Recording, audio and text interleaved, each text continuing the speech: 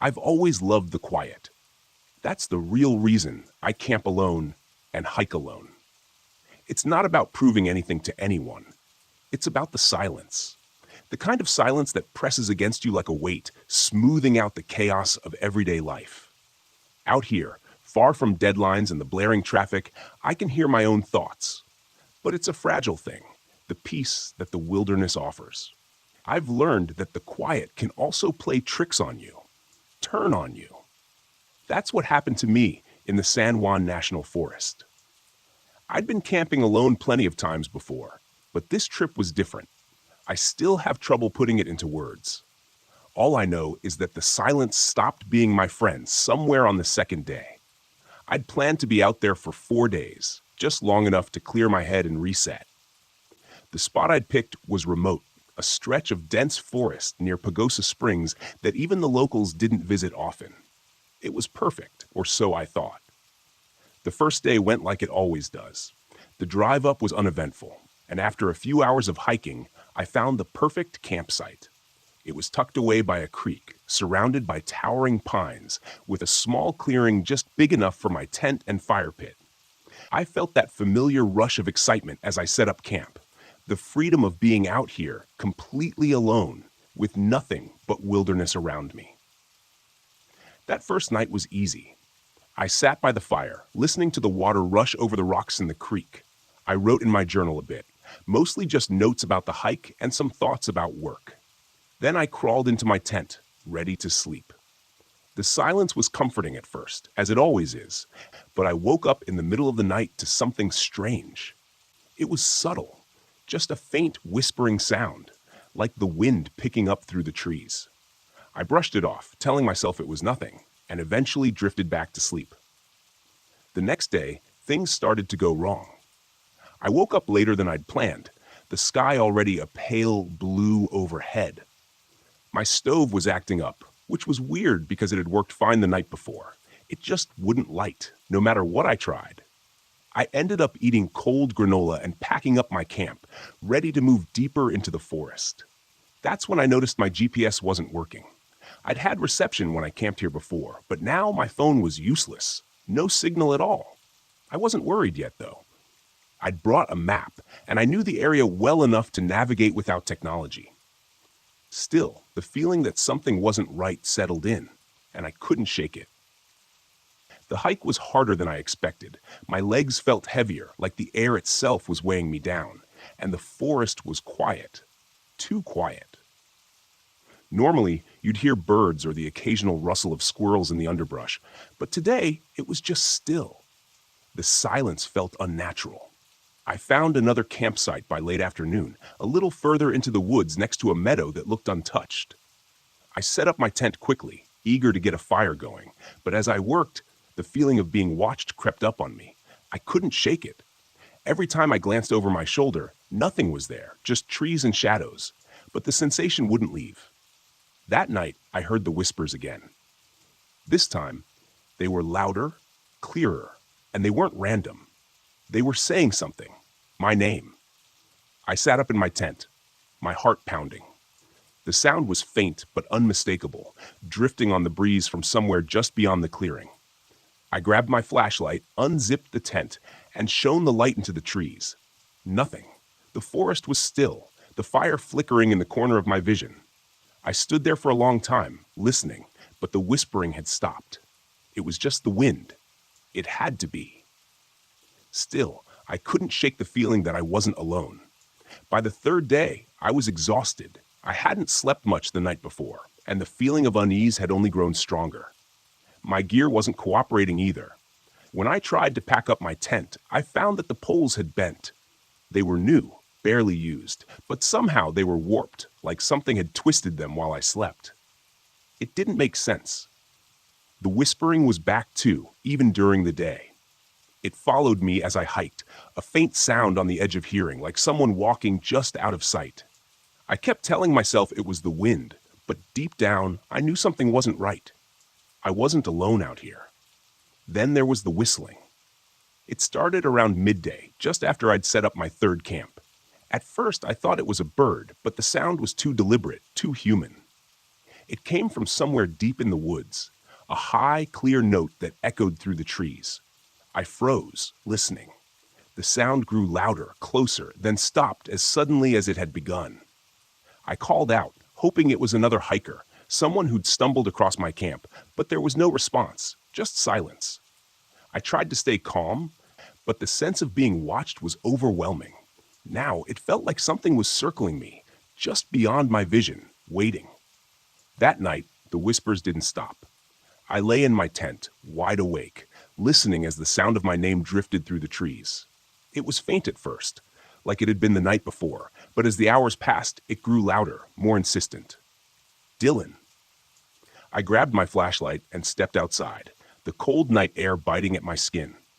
The fire had died down, casting long, flickering shadows across the clearing. I scanned the trees, heart racing, but there was nothing, just darkness. I was about to crawl back into my tent when I saw something move, a shadow slipping between the trees. I froze, my breath catching in my throat. It was too big to be an animal, and it was moving too deliberately, like it was watching me, waiting. I turned off my flashlight and backed into the tent, my mind racing. I'd never been this scared in the woods before, not once in all the years I'd camped alone. But now, there was something out there. I could feel it. I zipped the tent shut and tried to calm my breathing, but the whispers were inside my head now. They weren't just outside. They were all around me. Dylan? Dylan? I didn't sleep at all that night. I sat in my tent, clutching the flashlight, listening as the whispers circled me. Sometimes it sounded like one voice, sometimes several, but it was always the same soft, insistent calling of my name. By dawn, I couldn't take it anymore. I packed up my gear as quickly as I could, my hands shaking. I didn't care where I was going anymore. I just needed to get out of these woods. But as I started hiking, the whistling began again. This time, it was closer, following me like something was walking just behind me, whistling a slow, eerie tune. I didn't stop to look. I didn't want to see whatever it was. I just kept walking, faster and faster, until I was practically running down the trail. But then I heard it, the unmistakable sound of footsteps behind me. I froze, heart pounding in my chest, and slowly turned around. There, standing just at the edge of the clearing, was a figure. It was tall and thin, its skin pale and stretched tight over its bones. Its eyes were hollow, and its lips were curled into a grin. It stood there, staring at me, its head cocked to the side as if amused. I couldn't move. I couldn't breathe. The whistling had stopped, and now there was only silence. A silence so thick, it pressed down on me like a weight. The figure didn't move. It just stood there, watching me, waiting. I don't know how long I stood there, frozen in place, but eventually I turned and ran. I ran until my legs burned and my lungs felt like they were going to burst. I didn't stop until I reached the trailhead where my car was parked. When I finally looked back, the figure was gone. I never told anyone what happened in the San Juan National Forest. Not really. I tried to explain it to myself 1,000 different ways. Exhaustion, anxiety, maybe even altitude sickness. But none of that explains the whispers, or the whistling, or the figure that watched me from the trees. I haven't been camping since.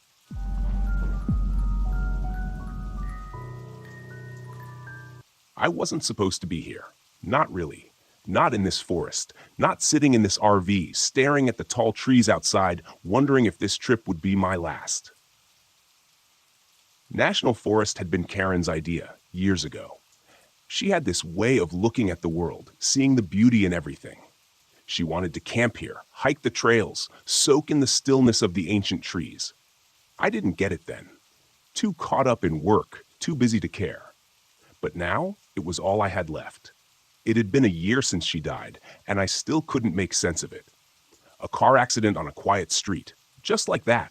She was gone, and I was left stumbling through life, trying to figure out how to exist without her. This trip was my last attempt at finding something, anything, that made sense. So here I was, parked deep in the middle of nowhere, hoping that the forest would somehow offer answers. I didn't know what else to do. The trees stretched up into the sky, their thick trunks casting shadows that lingered even in the daylight. It was beautiful in a way, but it felt empty without her. I could almost hear her voice telling me to look at the wildflowers or marvel at the way the sunlight filtered through the branches. I stepped out of the RV. The cool, damp air wrapped around me. The scent of pine and moss was thick, earthy. Everything seemed so alive, and yet all I could feel was the weight of the past pressing down on me. I started a small fire, just like I'd done the past few nights, and sat there watching the flames dance. The crackling wood was the only sound in the stillness. That's when I heard it. Footsteps.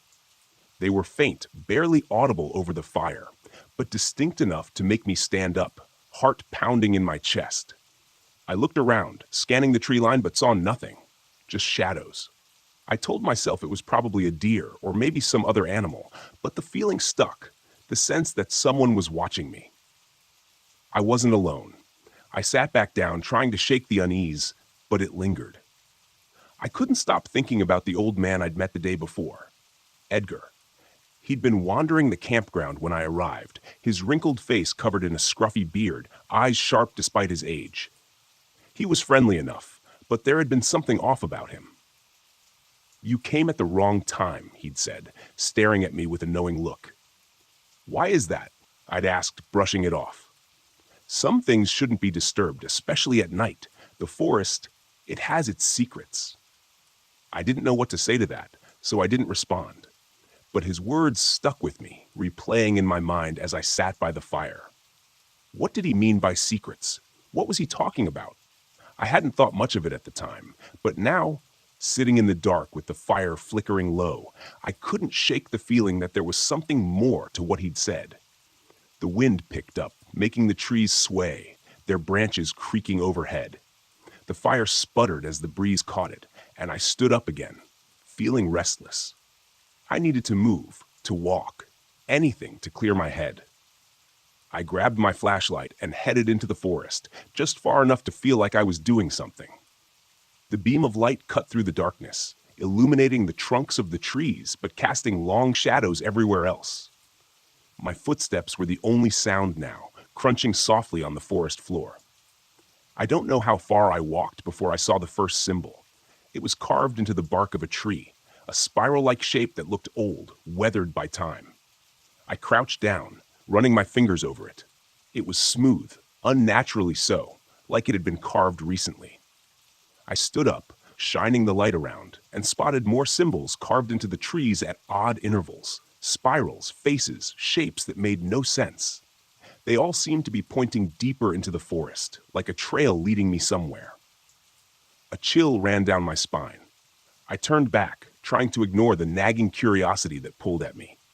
I wasn't here to chase after strange carvings. I was here to... Well, I didn't know why I was here anymore, but this wasn't it. As I made my way back toward the RV, the air seemed heavier, colder. I couldn't hear the wind anymore, and the shadows seemed darker. The feeling that I was being watched returned, stronger this time, like someone or something was following me. My pulse quickened, and I picked up the pace, glancing over my shoulder every few steps. Nothing, just trees and shadows. When I reached the RV, I let out a breath I hadn't realized I was holding. The fire had gone out, leaving nothing but smoldering embers. I climbed inside, locked the door behind me, and sat on the edge of the bed, heart still racing. I was just tired. That's all it was. The grief, the isolation. It was messing with my head. I hadn't been sleeping well, and the loneliness had a way of playing tricks on the mind. At least that's what I told myself. The next morning, I met Leah.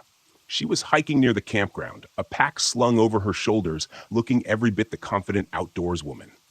She was friendly, outgoing, and struck up a conversation with me as soon as we crossed paths. "You camping out here alone?" she asked, her voice light, casual. I nodded. "Yeah, needed some time away, I guess." "I get that," she said, smiling. "This place is something else. It's beautiful, but it can get a little weird at night, don't you think?" I paused, remembering the footsteps, the carvings, Edgar's warnings. "Weird?" I asked. How strange it can feel out here after dark. Just stories, old legends. You know how it is with places like this. Every forest has its ghost stories. I tried to keep my tone neutral, but the unease from the night before still lingered. She smiled again, but this time there was something in her eyes, like she knew more than she was letting on. "Just be careful. It's easy to get lost out here," she said. With that, she waved and continued down the trail, disappearing into the trees. I watched her go, wondering if I should have said more, asked her what she meant, but I didn't. I spent the rest of the day at camp, trying to relax, but the sense of unease only grew stronger. That night, as I sat by the fire again, I couldn't stop thinking about the symbols. They'd seemed so deliberate, so purposeful, like someone or something was trying to lead me deeper into the woods. And then, the footsteps returned. This time, they were louder, closer. I stood up, shining my flashlight toward the trees, but saw nothing, just shadows. But the footsteps didn't stop. They circled the RV, slow, deliberate, crunching on the forest floor. My throat tightened as I strained to listen, my heart hammering in my chest. "Who's there?" I called out, but the footsteps didn't answer. Instead, they stopped, dead silence. I backed toward the RV, fumbling for the door, when I saw it. Movement, just at the edge of the trees. A figure, tall, thin, barely visible in the darkness. I blinked, and it was gone.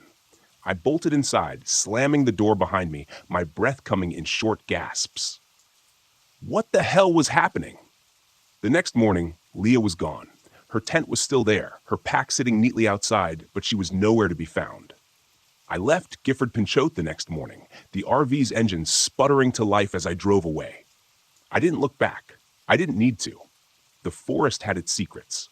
I wasn't meant to know them. And whatever it was out there, whatever the Forgotten One truly was, it would stay there, waiting for someone else.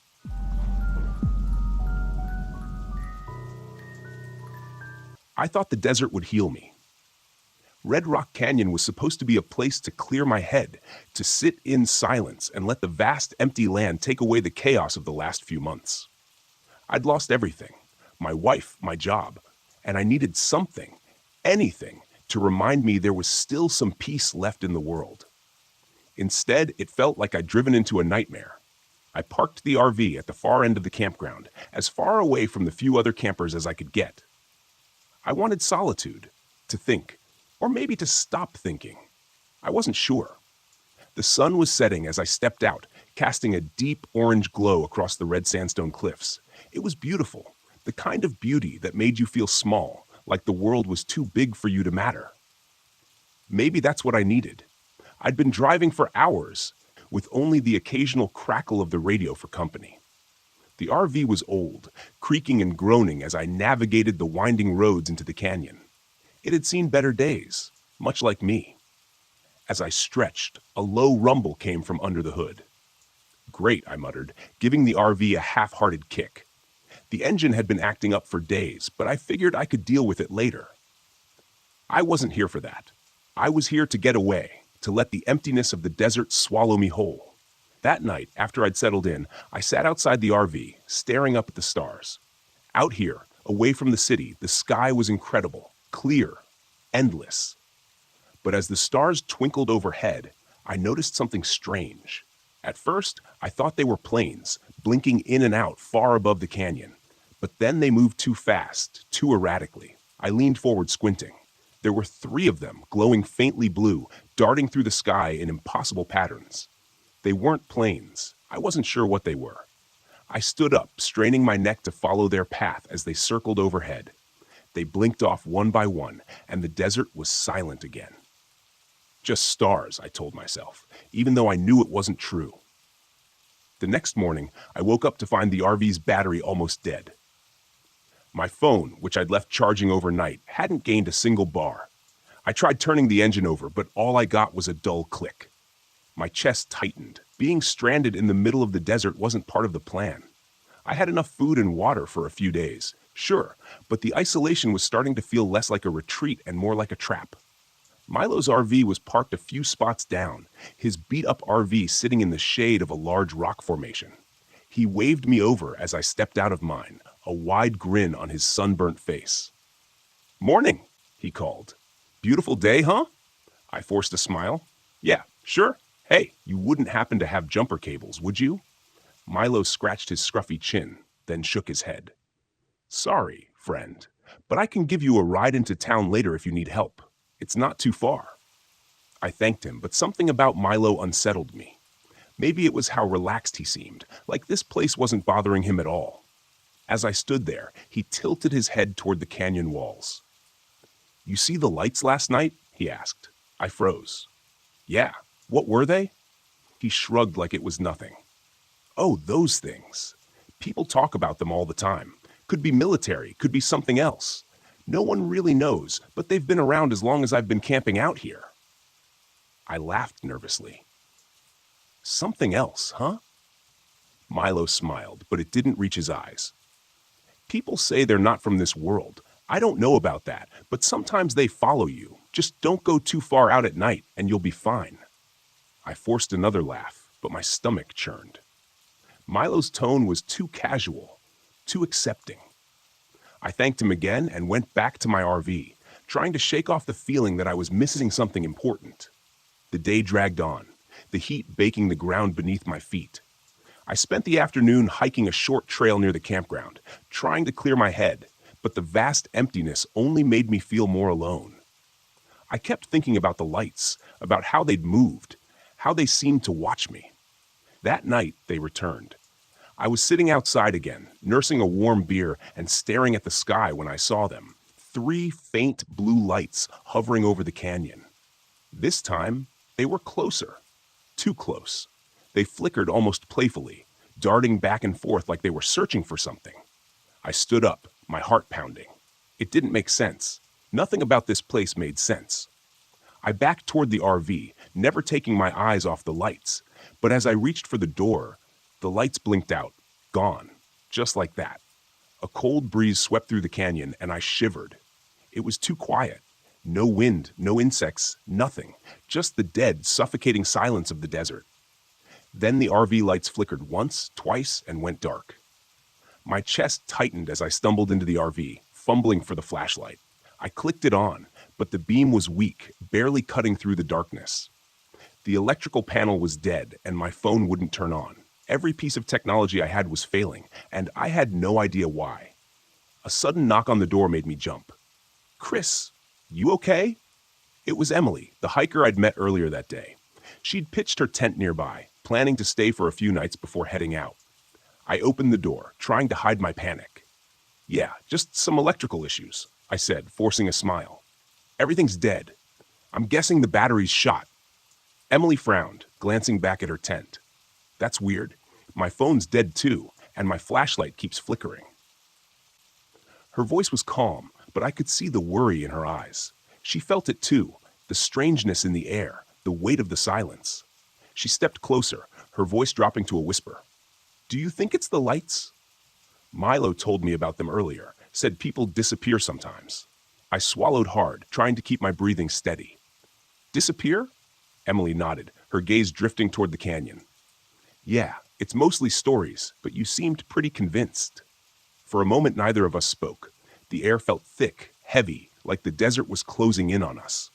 I wasn't sure if I believed in Milo's campfire tales, but the lights, they were real, and they weren't natural. We should get out of here, Emily said, breaking the silence.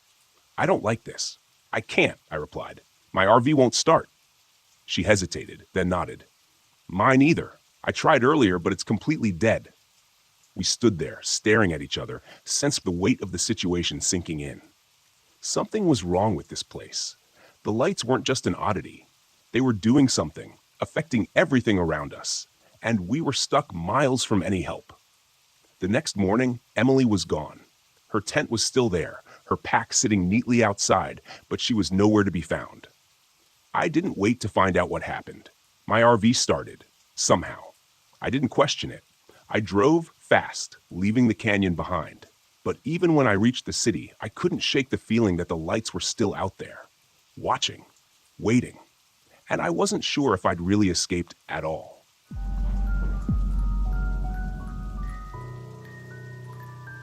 "6 months in the Smokies. 6 months. 6 whole months without touching a drop. I should have been proud, right? But sitting alone in this RV, deep in the Great Smoky Mountains, I didn't feel proud. I felt restless, Empty. The kind of empty that creeps up on you, settling in your bones when there's nothing but the sound of your own thoughts bouncing around your skull. This trip was supposed to be a celebration, a gift to myself for staying clean. I thought the solitude would help me clear my head, maybe give me some perspective. The Smokies had always been a place of peace for me.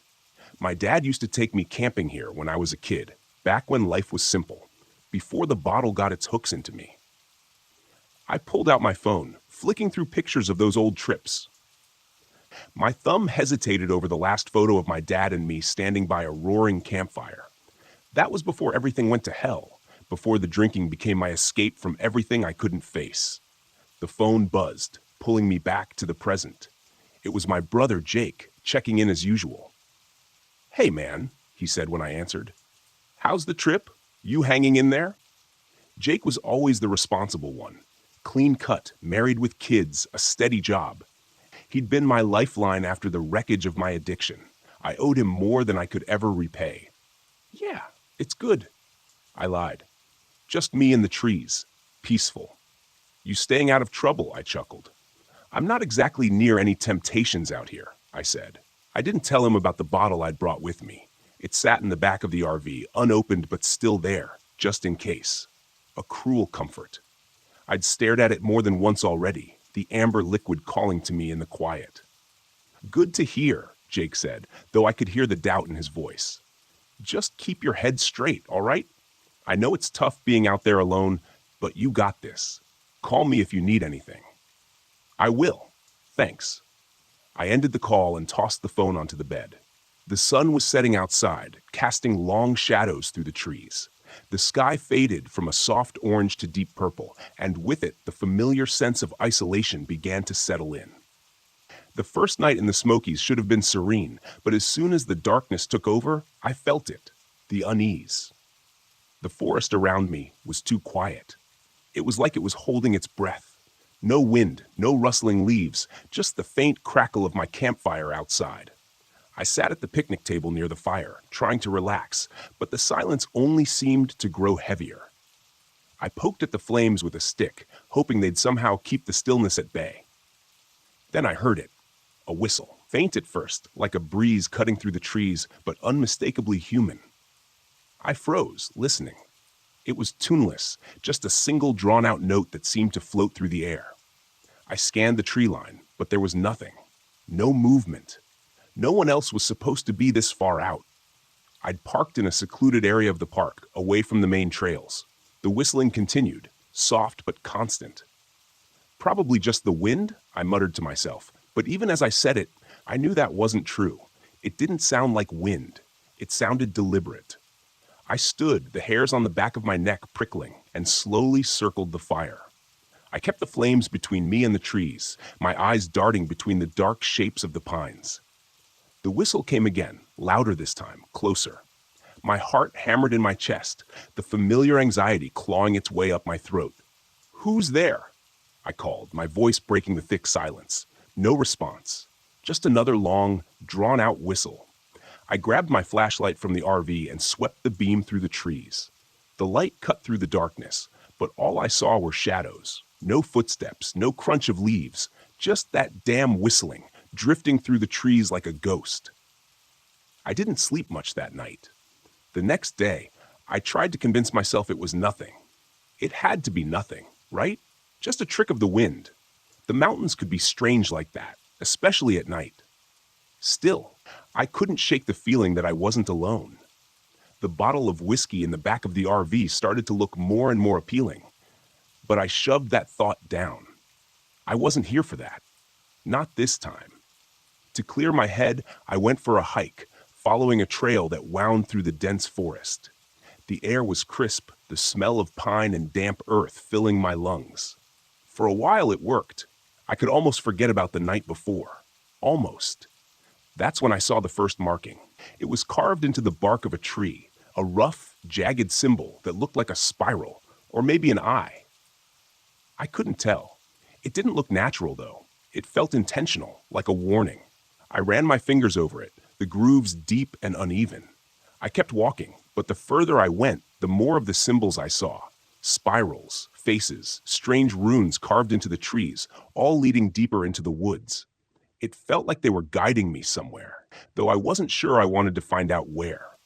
That night, the whistling returned. I was sitting by the fire again, trying to keep my mind off the bottle, when the sound came drifting through the trees. This time, it wasn't soft. It was louder, closer. I stood up, flashlight in hand, and scanned the forest. My heart pounded in my ears. My mouth went dry. The whistling seemed to circle the campsite, moving slowly but deliberately. It was all I could hear, filling the silence like a haunting lullaby. I turned, and that's when I saw him. Standing just beyond the tree line was a figure. A man, gaunt and pale, his hollow eyes fixed on me. He stood motionless, his lips pursed as he whistled that same eerie, tuneless note. "Hey!" I called, my voice cracking. "What do you want?" The figure didn't respond. He just stood there, watching me. The whistling grew louder, more insistent, cutting through the night air like a knife. I took a step toward him, but as soon as I moved, he turned and disappeared into the trees. My hands were shaking. I wasn't sure if it was fear or something else, something deeper. I felt the urge to chase him, to follow that haunting sound, but my legs refused to move. I stayed by the fire until dawn, too scared to go back inside the RV. The next day, I tried to leave. I packed up my gear, grabbed the keys to the RV, and decided I'd had enough of the Smokies. But when I tried to start the engine, it wouldn't turn over, just a dull click. I swore under my breath, popped the hood, and checked the battery. Everything looked fine, but the damn thing wouldn't start. I tried calling Jake, but my phone was dead. I'd charged it the night before, but now it was completely drained. No signal, no service, nothing. The forest around me felt suffocating. I couldn't shake the feeling that something was watching me, waiting just beyond the trees. The whistling started again, faint at first, then growing louder, like a taunting melody. I grabbed the bottle from the back of the RV. I wasn't going to drink it. Not yet. But holding it made me feel better, more in control, as if I could use it as a weapon somehow. That night, the stranger came back, 6 months sober. But this trip taught me something I hadn't been ready to face. Some demons don't live in bottles. They live in the silence, in the spaces we create for ourselves when we're trying to hide from the world.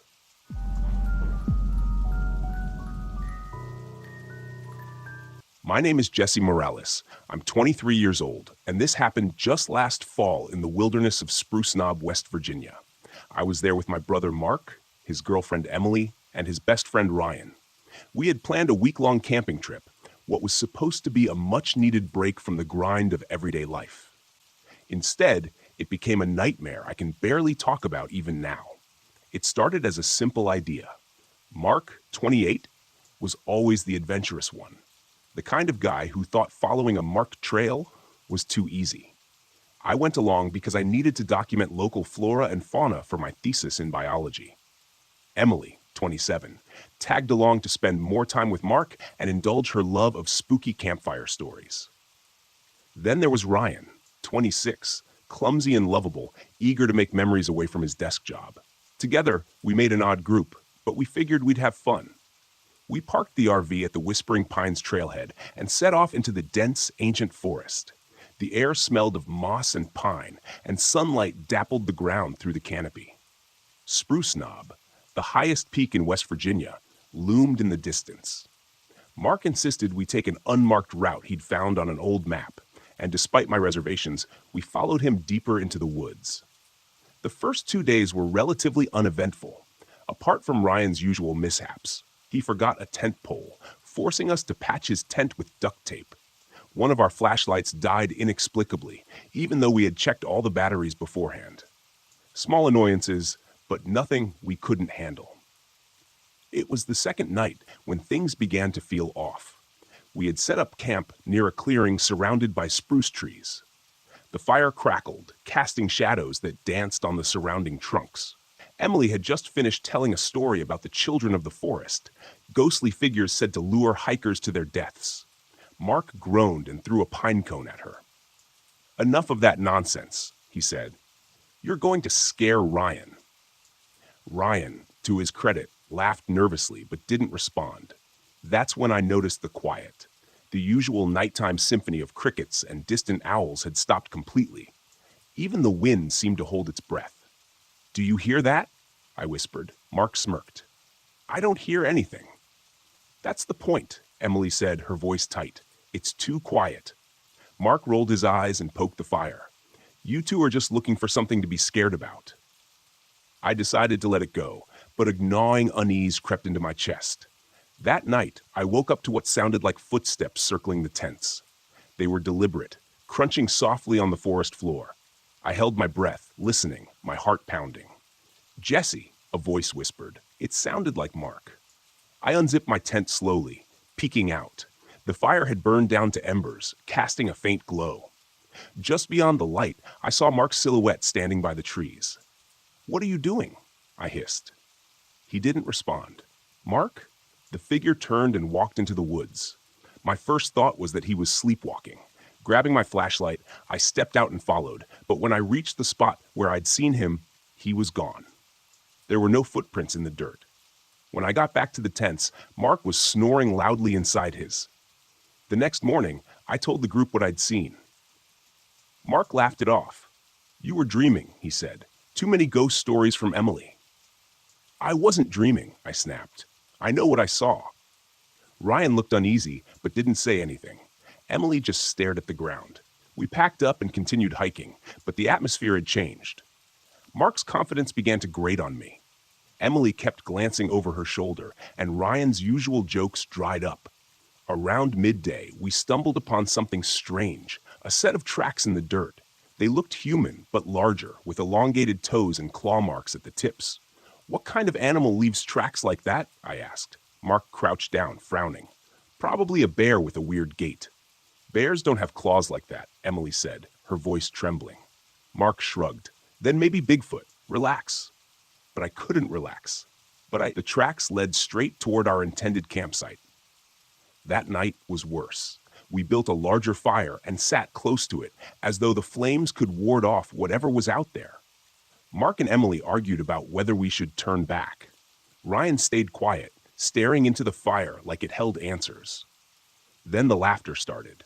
It was faint at first, like children playing hide and seek in the distance. But it grew louder, circling our camp. "Who's there?" Mark shouted, grabbing his flashlight. The beam flickered and went out. He smacked it against his palm, but it stayed dead. "Jesse." The voice was back, soft and lilting. But this time it wasn't alone. It was joined by Emily's voice. Then Ryan's. All of them calling my name. "Stay by the fire," Emily whispered, clutching my arm. "Don't leave the firelight." Mark ignored her and stepped into the darkness. "Mark, no," I shouted. He disappeared into the trees. We waited, calling for him, but he didn't answer. Then we saw him stumble back into the light. His face was pale, his eyes wide. "It's not human," he said, his voice shaking. Before we could ask what he meant, the creature emerged. It stood just beyond the firelight, its form shifting and flickering like a mirage. One moment it looked like Mark, then Emily, then me. Its face stretched into an unnatural grin, its glowing yellow eyes fixed on us. Emily screamed. Ryan fell backward, scrambling away from the fire. "My salt!" Emily shouted suddenly. "We need salt!" I remembered the packets we'd brought for meals. I grabbed them from my bag, ripping them open and tossing the contents around the fire. The creature hissed and recoiled, its form blurring before it vanished into the shadows. We didn't sleep that night. Mark finally admitted we needed to leave. But when we reached the RV the next morning, we found the tires slashed, claw marks gouged into the doors. "It doesn't want us to leave." Emily said, her voice hollow. "Then we walk," I said. "We'll head to the ranger station." The hike was grueling. Every sound in the forest set us on edge, and the feeling of being watched never left. By midday, the creature returned. It didn't attack, but followed us, always just out of sight. Sometimes it looked like Emily, sometimes like Mark, sometimes like something entirely inhuman. When we reached a narrow trail along a cliffside, it attacked. The creature lunged at Mark, who fought it off with a burning stick from our campfire. "Go!" he shouted. "Get to the station!" "Mark, no!" I screamed, but he wouldn't listen. He stood his ground, the flames casting his shadow long against the rocks. We ran. We reached the ranger station at dawn, our legs shaking, lungs burning. The creature didn't follow us into the sunlight, but Mark was gone. Even now, I dream of him standing at the edge of the woods, his eyes glowing yellow. He whispers, "Come back." I never will.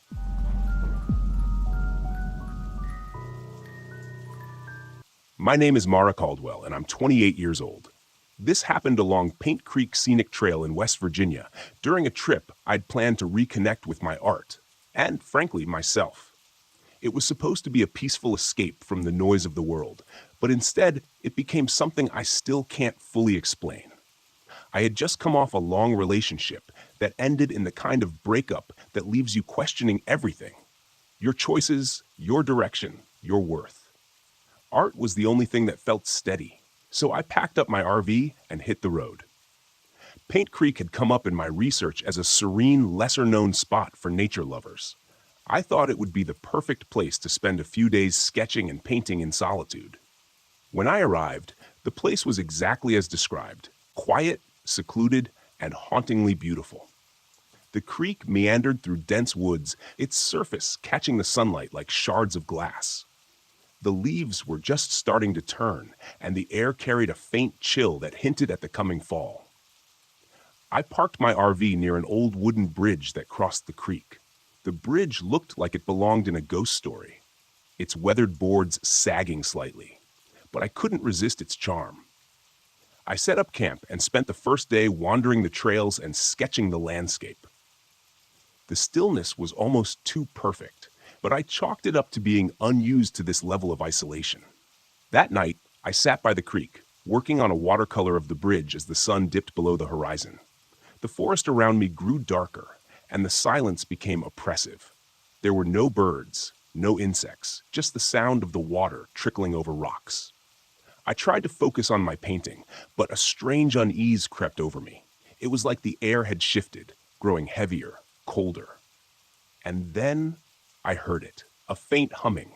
It was soft at first, almost melodic, but it didn't seem to have a source. It wasn't coming from the creek or the woods, it was just there. I froze, my brush hovering over the paper. The sound grew louder, more distinct, and I realized it was a woman's voice, humming a tune I didn't recognize.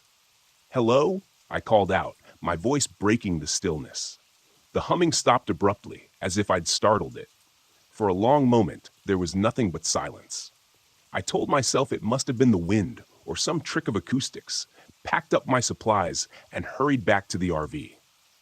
The next morning, I woke to find my art supplies scattered across the ground outside the RV.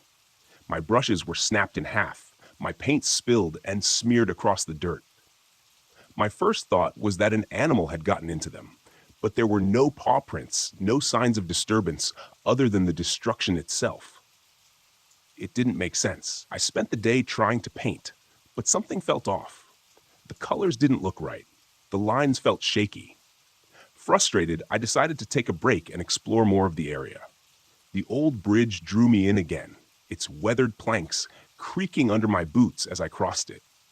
The creek below was impossibly still, its surface like a mirror reflecting the gnarled trees overhead. On the far side of the bridge, I noticed something etched into one of the trees, a name and a date carved deep into the bark. Margaret, 1893. The letters were uneven, as if done in haste. But what caught my attention was the feeling that swept over me as I touched the carving, a sudden, overwhelming sadness that didn't feel like my own. That night, the humming returned. I was inside the RV, trying to sketch, when I heard it again, drifting through the stillness.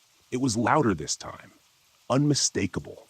The sound seemed to seep through the walls, wrapping around me like a cold embrace. I grabbed my flashlight and stepped outside, my heart pounding. The air was icy, much colder than it had been earlier, and the forest was eerily quiet. The humming led me to the bridge, where the fog had thickened, shrouding the creek in an otherworldly glow.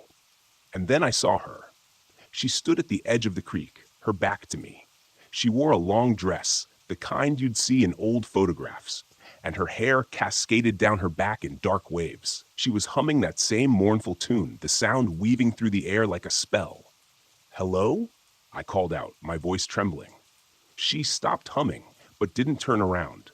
I took a hesitant step closer, and as I did, she began to dissolve, her form breaking apart like mist until there was nothing left but the fog. I stood there, frozen, unsure if what I'd seen was real or some trick of the light and my overactive imagination. The next day, I decided to drive into town to clear my head. At a small gas station, I struck up a conversation with the attendant, an older man who seemed to know the area well. "You're camping by the bridge, aren't you?" he asked when I mentioned Paint Creek. "Yeah, why?" He hesitated, then said, "People say it's haunted. They call her the Lady of Paint Creek. Story goes, she was abandoned by her husband during a harsh winter. He promised to come back for her, but he never did. She waited by that bridge until she froze to death.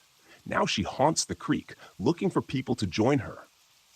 I laughed nervously, but his expression remained serious. "I'd avoid that bridge if I were you," he added, "especially at night." That evening, I couldn't stay away. Something about the Lady of Paint Creek drew me in, like a moth to a flame. I set up my easel near the bridge, determined to capture her essence in my painting.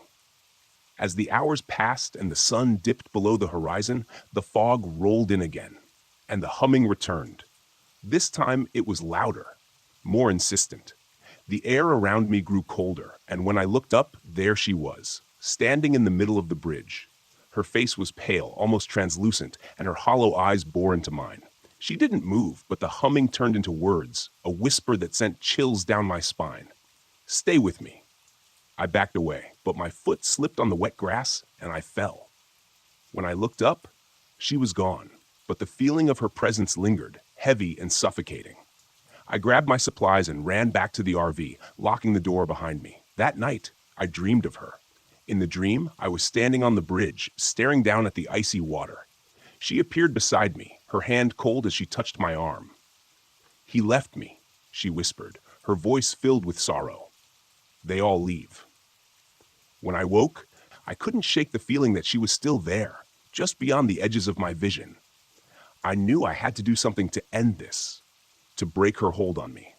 On my final night at Paint Creek, I returned to the bridge with my sketchbook and paints. The fog was thicker than ever, and the cold seeped into my bones. I set up my supplies and began to paint, my hands trembling as I worked. I painted her story, the bridge, the creek, her lonely figure, waiting in the snow.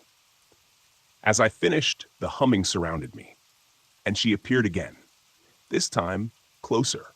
Her hollow eyes were filled with tears, and she reached out a hand toward the painting. I stepped back, unsure of what to do.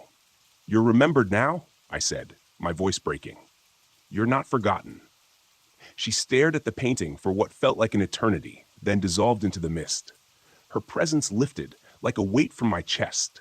The forest grew quiet again, and for the first time, I felt a sense of peace. I left Paint Creek the next morning, the painting tucked safely in the RV. It's one of my best works, but I've never been able to sell it. Something about it feels sacred, like it belongs to her. Even now, I hear her humming in my dreams, but it's softer now, almost peaceful, as if she's finally found rest. And maybe in a way, so have I.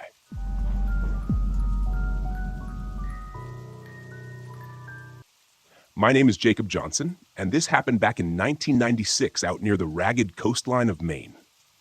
I had this idea of finding some peace, so I borrowed my uncle's RV for the summer, thinking I'd get some fresh air, recharge from life. I figured I'd get in some solo time, a few fishing trips, some quiet nights. That's how I ended up at a park near Black Harbor, a little nowhere town that didn't even get cell reception back then.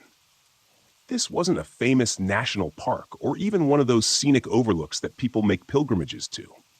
It was just woods, rough and thick, fading into a rocky coastline that nobody seemed to care about.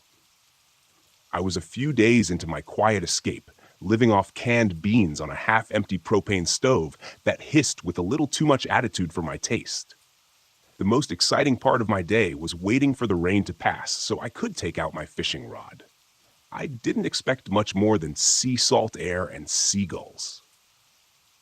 It was halfway through my fourth day, sometime in the late afternoon, that I heard what I figured must be kids from the local town messing around. The voices were faint, echoing through the woods in some distant way that made it hard to place them. I thought about walking down to see what was going on, maybe throwing a rock or two to scare them off if they got too close, but I didn't think much of it. By evening, though, something had shifted. I heard footsteps, not the quick, careless crunch of sneakers, but deliberate, slow steps. I was in the RV, scratching down a grocery list of things I'd need on my next trip back to town when I caught the sound. It was steady, creeping up around the corner of the RV. It hit me that I hadn't seen another soul out here since I'd arrived, and that didn't sit right. I mean, who comes out to this kind of place aside from someone with a taste for quiet or trouble? I kept still, waiting for the person to pass or show themselves, but there was only the slow, shuffling drag of footsteps. I tried to listen for the sound of multiple feet or voices, but it was dead silent except for that single shuffle. Against my better judgment, I opened the RV door and stepped outside. Nothing, just trees swaying in the evening light. But my instinct told me to keep quiet. I could still feel something out there, hiding. The kind of presence that prickles the hair on your neck and makes you regret stepping out of safety. I stayed there, scanning the tree line, listening. I almost thought I'd imagined it until I spotted something strange, half hidden between the trees, a figure, still as stone, facing away from me. The guy looked like he was part of the forest itself, cloaked in grime, with torn, mud-stained clothes hanging off him like a loose second skin. He didn't move. He didn't breathe. Just stood there, as if rooted to the ground. Now, I don't scare easy, but something about this man felt like a bad omen. I cleared my throat, thinking maybe he was some lost hiker or drifter, but he didn't flinch, didn't even look at me. Finally, I called out something casual, like asking if he needed directions. Still nothing. After a long moment, he turned, slow, like he was trying to remember how to move. His face was something I'll never forget, but not because it was scary exactly. It was hollow, if that makes any sense. This blank expression, like he'd forgotten what it meant to be human. He took a step forward, just one, like he was testing the ground. I backed up so fast I almost tripped. I tried to laugh it off, told myself he was just some messed up camper, but the way he looked at me, it was like he wasn't looking at me at all, just through me. I ducked back into the RV, my heart racing, and locked the door. It felt stupid, locking up, but something about him felt off, like he wasn't just some regular guy lost in the woods. I figured he'd wander off, but minutes later, I heard him shuffling again, this time closer to the RV. I looked out the window and saw him standing right there, not more than 10 feet away. His face twisted into this deadpan stare that sent a chill down my spine. Then came the whispering. Low, muttering sounds, barely audible, like he was talking to someone only he could hear. At first, I thought he was addressing me, but then I realized he wasn't looking at the RV at all. His head tilted, and he mumbled something about payment and lost souls. The words were scattered, fragmented, like someone trying to piece together a broken sentence. I sat there watching him, my heart pounding so loud I thought he'd hear it, but he just kept muttering, almost in a trance. At that point, I was just about ready to pack it up and find somewhere else to park. I reached for my bag, ready to throw some stuff together, when the RV suddenly rocked. I heard metal groaning, and something slammed into the side with a force that shook the whole rig. I was paralyzed for a second, gripping the edge of the table as the guy outside went silent.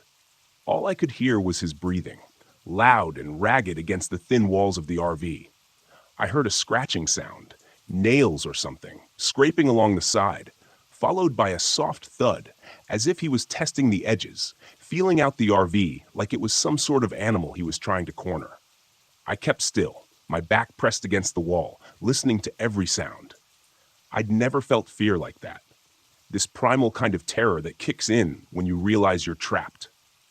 The scratching stopped, and in the silence that followed, I heard the distinct sound of footsteps receding. I took a breath, thinking maybe he'd finally left, but then I smelled something foul. It was a metallic, rotten scent that crept through the vents, filling the air inside with a stench so bad it turned my stomach. I gagged, covering my nose, and nearly bolted for the door. Before I could, I heard him speak again, His voice was low and guttural this time. He muttered louder, "Must be paid." I froze, not sure if he was talking to himself or if he was giving some kind of twisted warning. Either way, I wasn't sticking around to find out. I grabbed my bag and edged toward the door, every instinct screaming at me to get out of there. I took a quick look through the window and saw him walking away, his figure disappearing into the trees. I bolted, taking off through the woods in the opposite direction. The sound of his footsteps echoed somewhere behind me, and for a moment, I thought I could hear him muttering again. I didn't look back. I didn't stop until I'd cleared the tree line and hit the gravel road. My feet ached, and my lungs burned, but I didn't care. I just kept running, putting as much distance as I could between me and that place. Hours later, I found a small gas station by the highway and told the cashier everything. He gave me this look, like he'd heard it before, then mumbled something about an old man who'd gone crazy years ago, back when the town was still booming. He said the guy used to wander the woods, talking to himself about debts and payments, claiming to be some sort of collector. Local legend had it that he went mad after his family drowned in a storm. The story was that he'd gone feral, taking to the woods, driven by some twisted sense of revenge or justice. I don't know if I believe in all that. All I know is that I saw him, heard him, and every time I think of that muttering, "Debt must be paid," I feel a chill that doesn't fade. I don't know who he thought I was or what debt he imagined I owed, but I'll tell you one thing. I'm never setting foot near Black Harbor again. Some debts you just don't pay.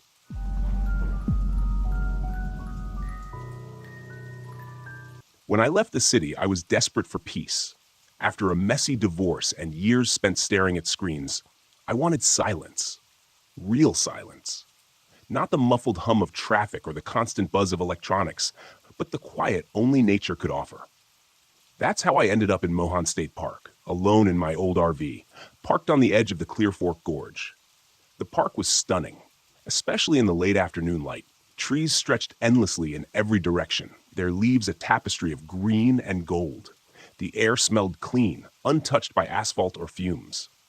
It was perfect, at least at first. The first day was uneventful. I hiked the main trails, snapping a few photos with my phone, and spent the evening cooking a simple meal on my RV's small stove. As the sun dipped below the horizon, I felt a rare kind of contentment. This was what I needed. No emails, no ex-wife, no one telling me what to do or who to be. Just me in the woods.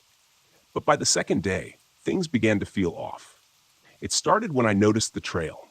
I had been walking back to my RV after a long hike when I spotted it. A faint path branching off the main one, almost hidden by overgrown bushes. It was narrow, barely more than a line of packed dirt, and it twisted sharply into the woods. Something about it tugged at me. Maybe it was curiosity, or maybe I was just tired of the predictability of the main trails. Whatever it was, I stepped off the beaten path and onto the faint trail. The air felt different as I walked, heavier, quieter.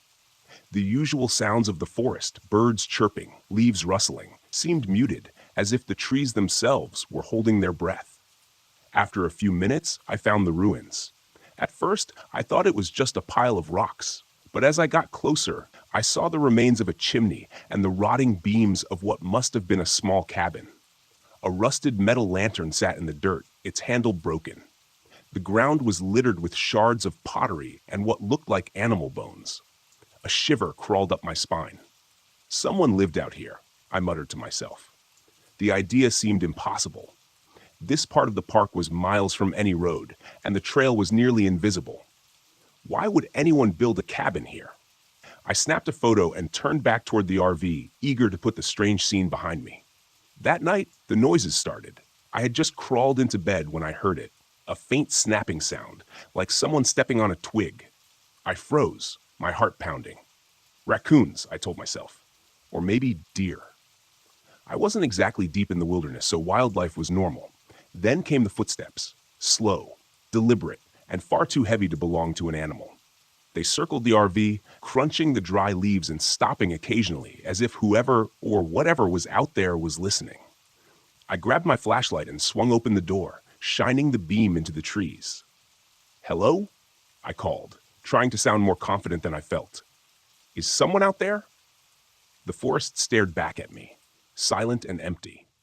After a few minutes, I retreated inside, locking the door and double-checking the windows. Eventually, the footsteps faded, and I convinced myself it was just a hiker passing through. Nothing to worry about.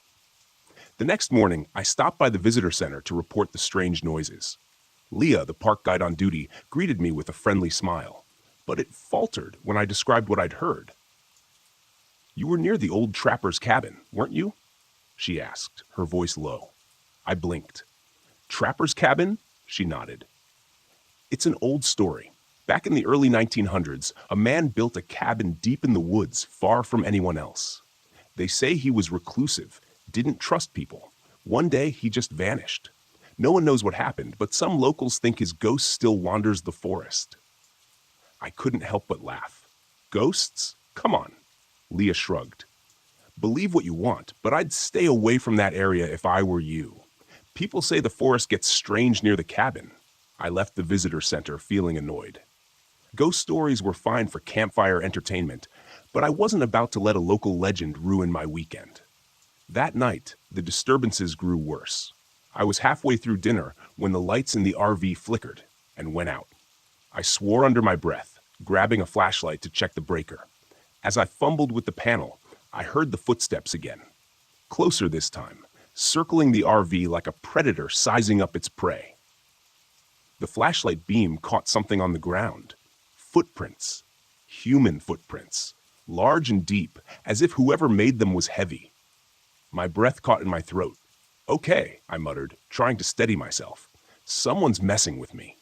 Grabbing my hiking boots, I stepped outside, determined to confront whoever was out there. But the second I stepped into the clearing, the forest fell silent. No footsteps, no rustling leaves, just an oppressive stillness that pressed against my ears. That's when I saw the first figure. It was pale and thin, barely more than a shadow against the trees. It stood perfectly still, its face obscured by darkness. Then it moved, not toward me, but away, disappearing into the woods without a sound. I didn't follow. Instead, I locked myself in the RV, sat by the window, gripping a kitchen knife, and watched the forest until dawn. By the time the sun rose, I'd made up my mind. I had to go back to the cabin. I needed answers. The trail felt even more oppressive in the daylight. The air was thick, and the silence was absolute. When I reached the clearing, I saw something I hadn't noticed before. A small, rusted knife lying in the dirt. Next to it was a notebook, its cover warped with age. I picked it up carefully, flipping through the yellowed pages.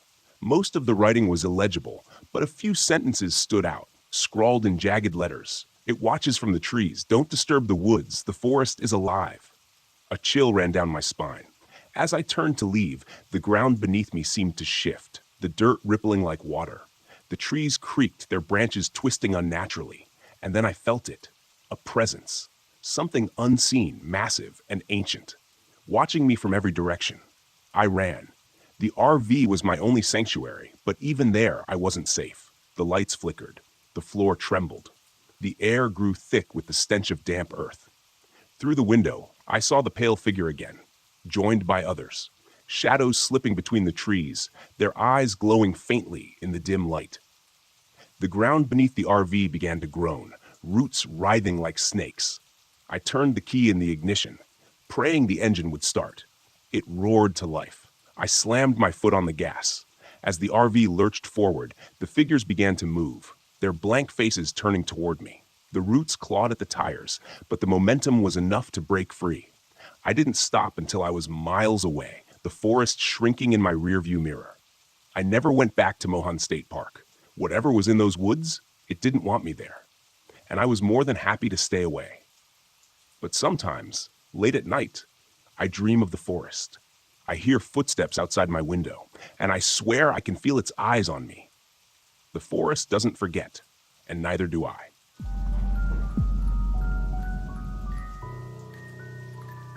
My name is Noah Brown, and I'm 36 years old. This happened last fall when I decided to take my first solo RV trip to Spruce Knob Lake in West Virginia. It was supposed to be a fresh start, a way to escape the wreckage of my divorce and prove to myself that I could handle life on my own. I was tired of feeling like a failure, and this trip was my attempt at reclaiming some confidence. Looking back, I realize how naive I was. The forest doesn't care about your pride. I pulled into the campground late in the afternoon. The drive had been longer than expected, thanks to winding mountain roads and a temperamental GPS that insisted I make turns onto non-existent paths.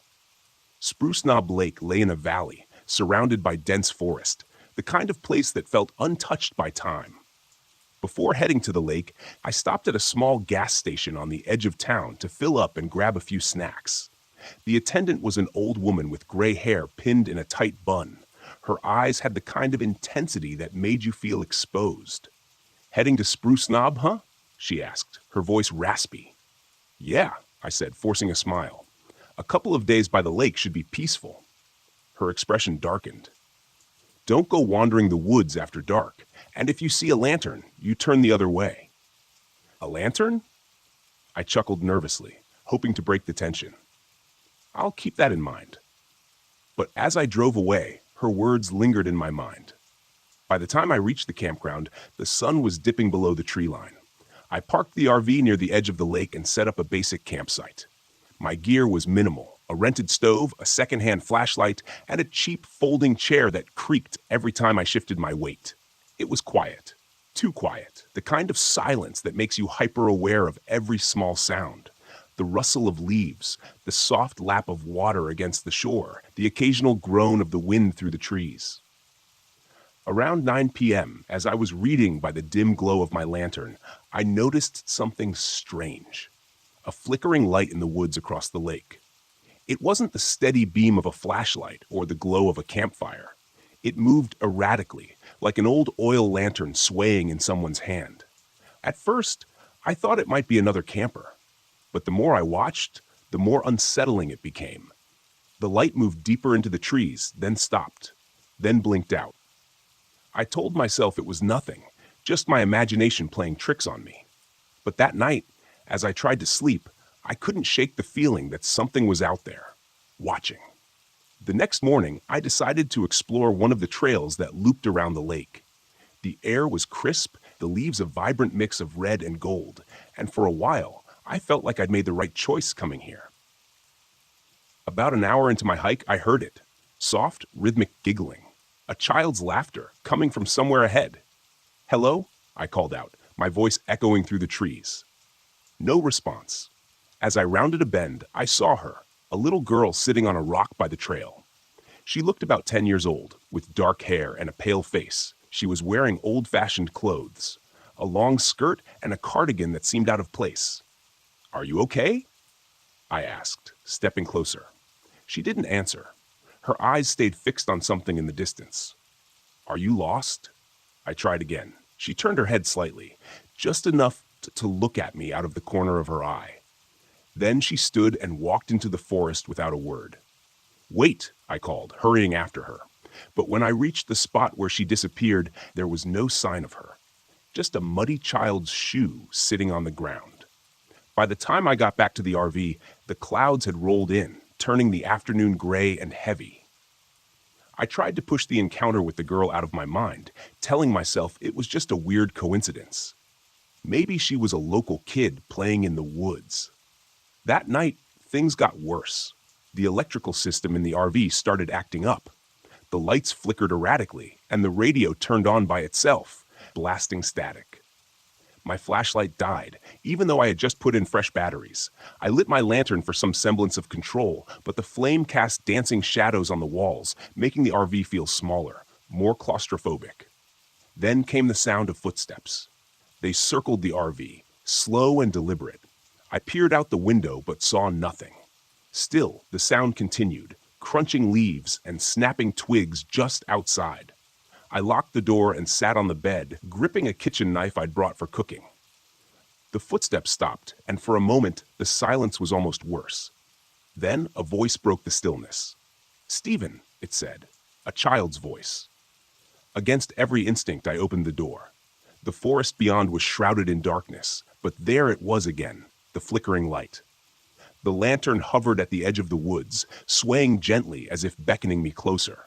And then I saw her, the little girl, standing beneath the light.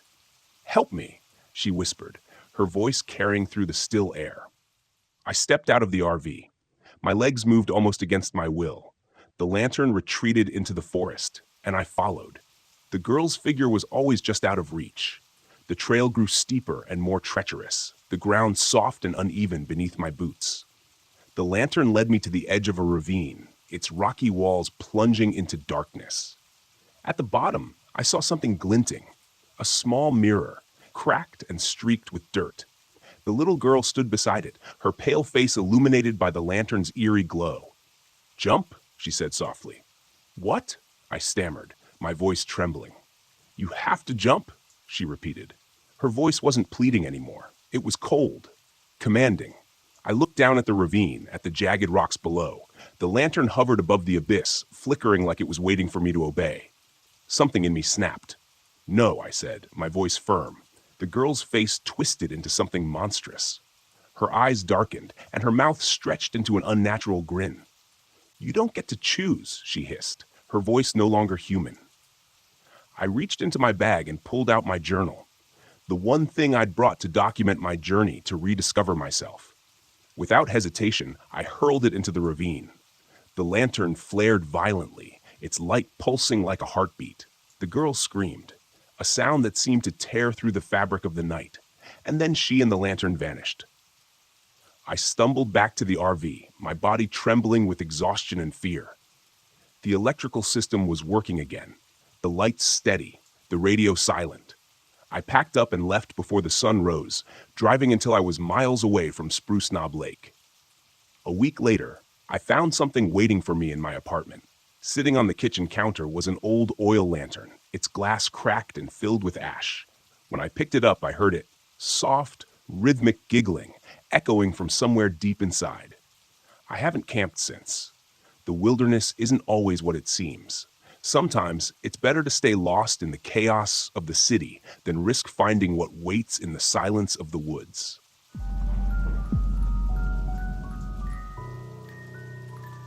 My name is James Stevens, and this happened to me back in 2002 while camping in Mount Rainier National Park. I'd borrowed my cousin's RV for the first time. He said I was due for some real scenery therapy, as he called it, away from the stress and noise of the city. I had just wrapped up a divorce, and my mind was cluttered. Nature felt like a good reset button. I set up at Cougar Rock Campground, a secluded part of the park with tall pines and a stream that burbled quietly just out of sight. Peaceful, until the silence starts creeping up on you. The kind of silence that makes every sound, like a twig snapping or water trickling, seem 10 times louder. I parked the RV near the forest's edge, half a mile from the nearest camper, figuring the solitude would be good for me. Less human interaction, more time staring at clouds and mountains. Around mid-afternoon, I met another camper. His name was Russell, an older guy with a scraggly beard and a perpetual frown. He told me he'd been camping there for years, always alone. He said he liked the solitude, the natural rhythm of the place, whatever that meant. He had this rough way of talking, every word thick like he was chewing on gravel. Friendly enough, though, and I thought it was kind of nice to have a fellow loner around. We talked a bit about the area, and then he mentioned something about strange folks drifting into the park lately. People who didn't seem to belong, as he put it. I shrugged it off, but I did notice that Russell's campsite was a mess, with empty cans and old camping gear scattered around like he'd set up for the long haul. I got this off feeling, like he wasn't there just for the peace and quiet, but I brushed it off. He was just another stranger in the woods. No more, no less. By sundown, I was back at my RV, thinking a quick dinner of instant noodles would do just fine. I cranked up the little camping stove, ate in silence, then decided to go for a short walk by the water, flashlight in hand. The stream was a faint line of silver under the moonlight, but everything else had fallen into darkness. I'd taken just a few steps when I saw someone else on the trail. Not Russell. This guy was tall, with wild hair, clothes that were patched and frayed, and a scar that ran from his left cheek down to his neck. I gave him a nod, the casual, keep your distance nod people give in the wilderness. He didn't respond, just stared back, his eyes lingering a bit too long.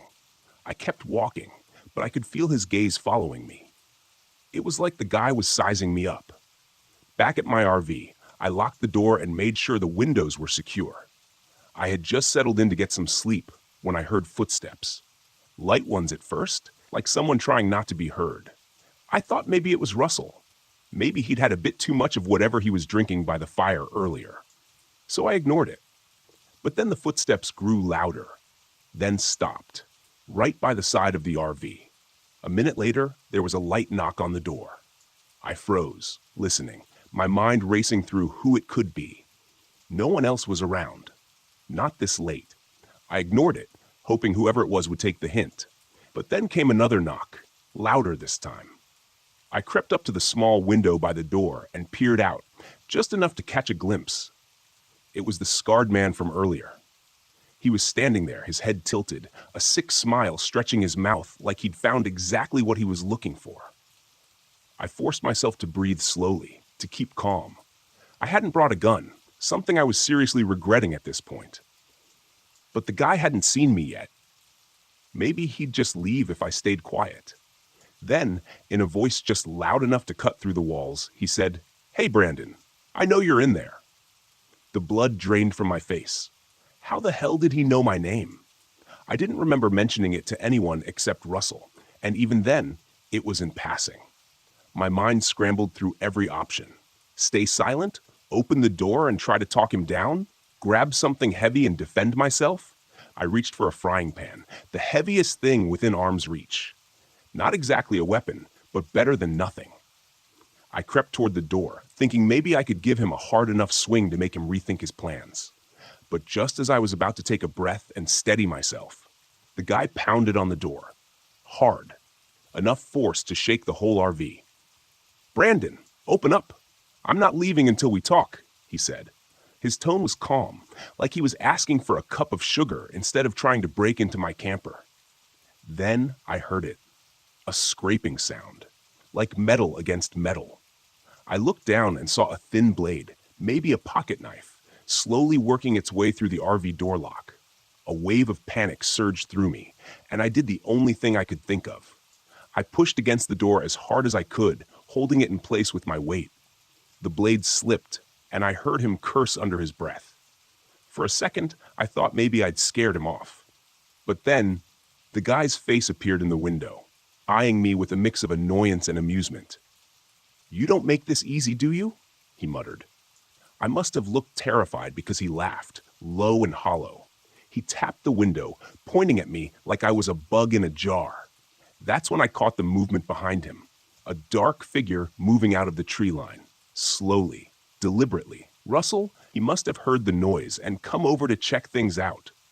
Russell didn't say a word. He just stood there, watching.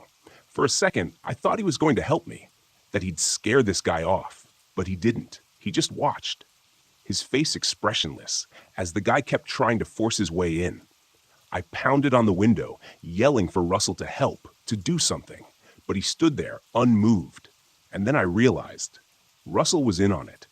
Suddenly, I was a trapped animal. The frying pan felt absurd in my hands, 2 against 1, and I was stuck inside a fiberglass cage. There was no way I'd make it if they got in. My only shot was to run. I dropped the pan, shoved open the emergency hatch in the roof, and scrambled up. The cold air bit against my face. I heard them both cursing below as I climbed, stumbling over myself in the darkness. I was barefoot, the sharp gravel digging into my feet as I ran for the tree line, my heart hammering like a drum. The RV was small, but in that moment, it felt like an ocean between me and those 2 maniacs. I didn't stop to look back. I just kept running. Eventually, I reached the ranger station, my feet bloody, my body trembling from exhaustion and adrenaline. They found Russell and his friend later that night, hiding out near the campsite with a whole stash of stolen camping gear and weapons. Turns out they'd been robbing campers for months, using the park's seclusion to get away with it. In the end, Russell claimed he'd just been there by coincidence when the scarred guy attacked me. But the scarred man wasn't so lucky. After a short scuffle with the cops, he was arrested, with enough evidence of his outdoor exploits to keep him locked up for life. It turned out he had a habit of finding interesting campers to mess with, using the solitude of the park as his own twisted playground. That's what went down that night at Mount Rainier. And I still don't know what Russell's deal was, whether he was in on it from the start or just a bystander too afraid to stand up. But one thing's for sure, I'll never be borrowing an RV for scenery therapy again.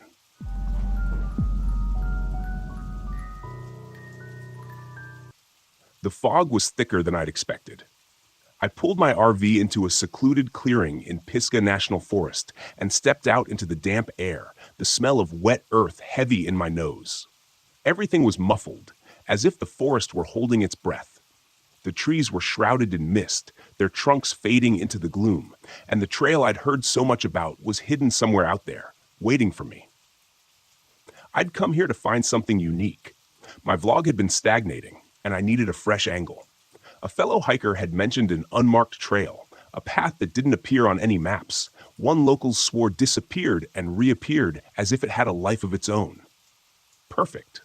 If I could document it, film the mystery, my audience would eat it up. I grabbed my camera, set it up, and filmed a quick introduction.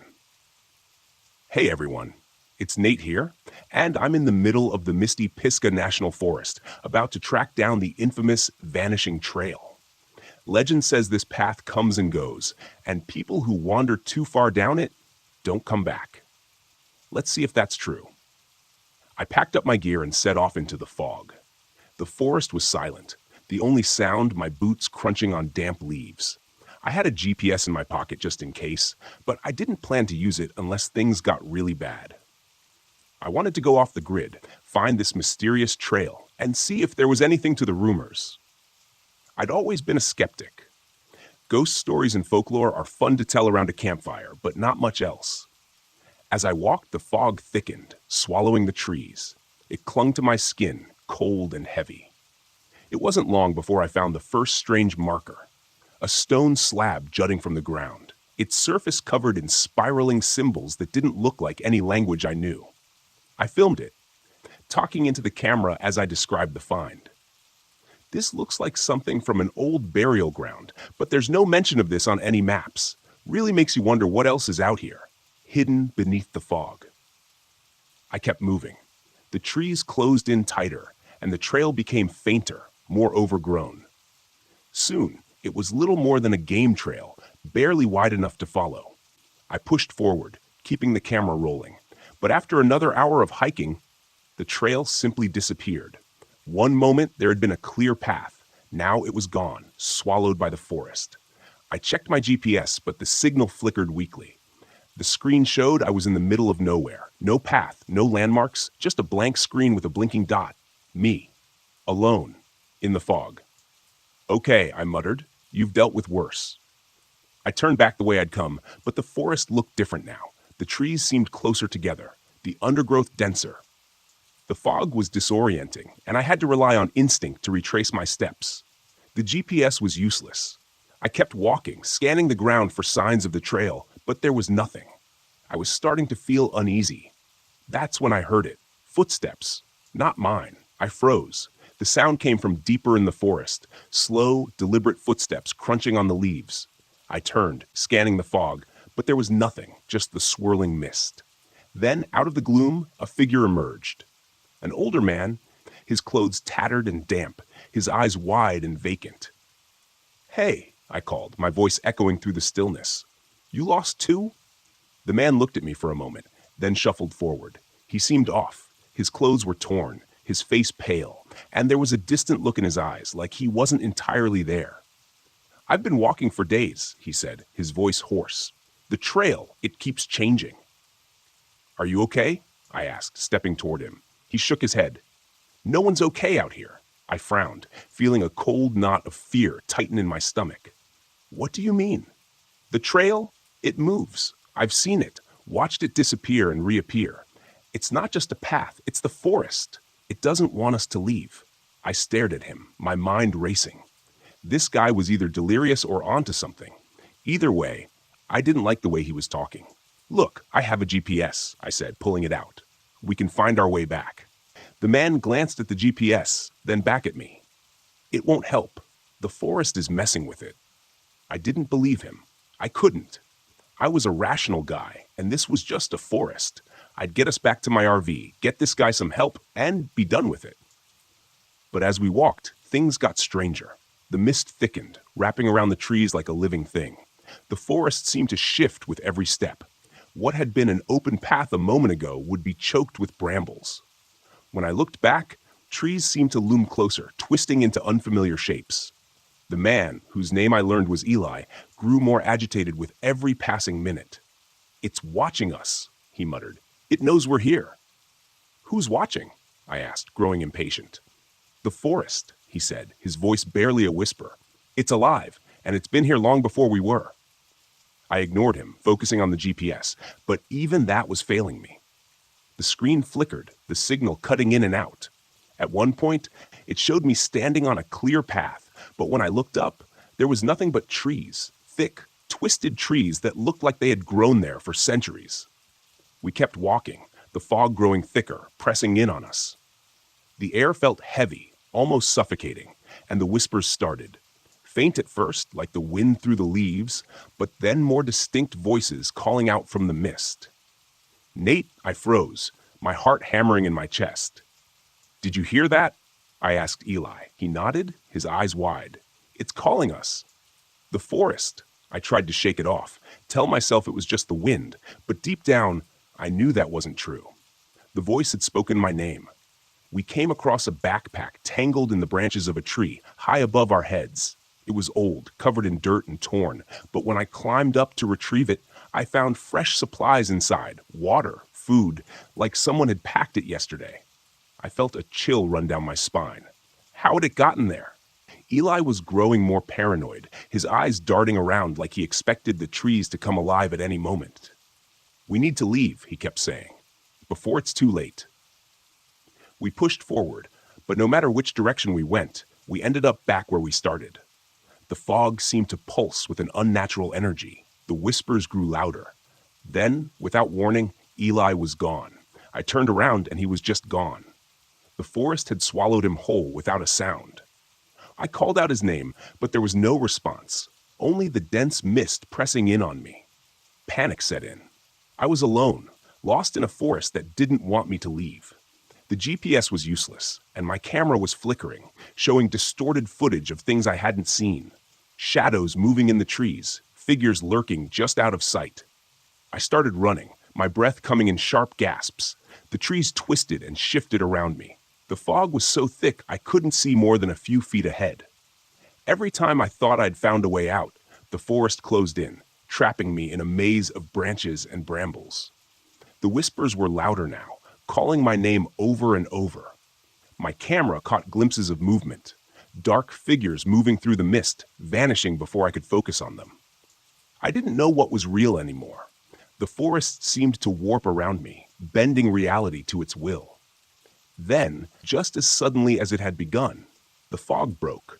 I stumbled out of the trees and found myself back at my RV.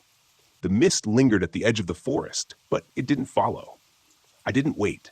I grabbed my keys, threw my gear into the RV, and drove, my hands shaking on the wheel. I didn't stop until I was miles away, the forest a distant memory in the rearview mirror. Back home, I reviewed the footage. I expected to see the horror I'd witnessed, the proof of the vanishing trail and the strange, shifting forest. But the videos showed nothing. The trail looked normal. The mist wasn't as thick, and Eli wasn't in the footage at all. It was like he'd never existed. I tried to tell myself it had been a bad trip, that my mind had played tricks on me. But deep down, I knew the truth. The forest had let me leave, but it hadn't forgotten me. And I had a feeling it was waiting somewhere in the mist for me to return.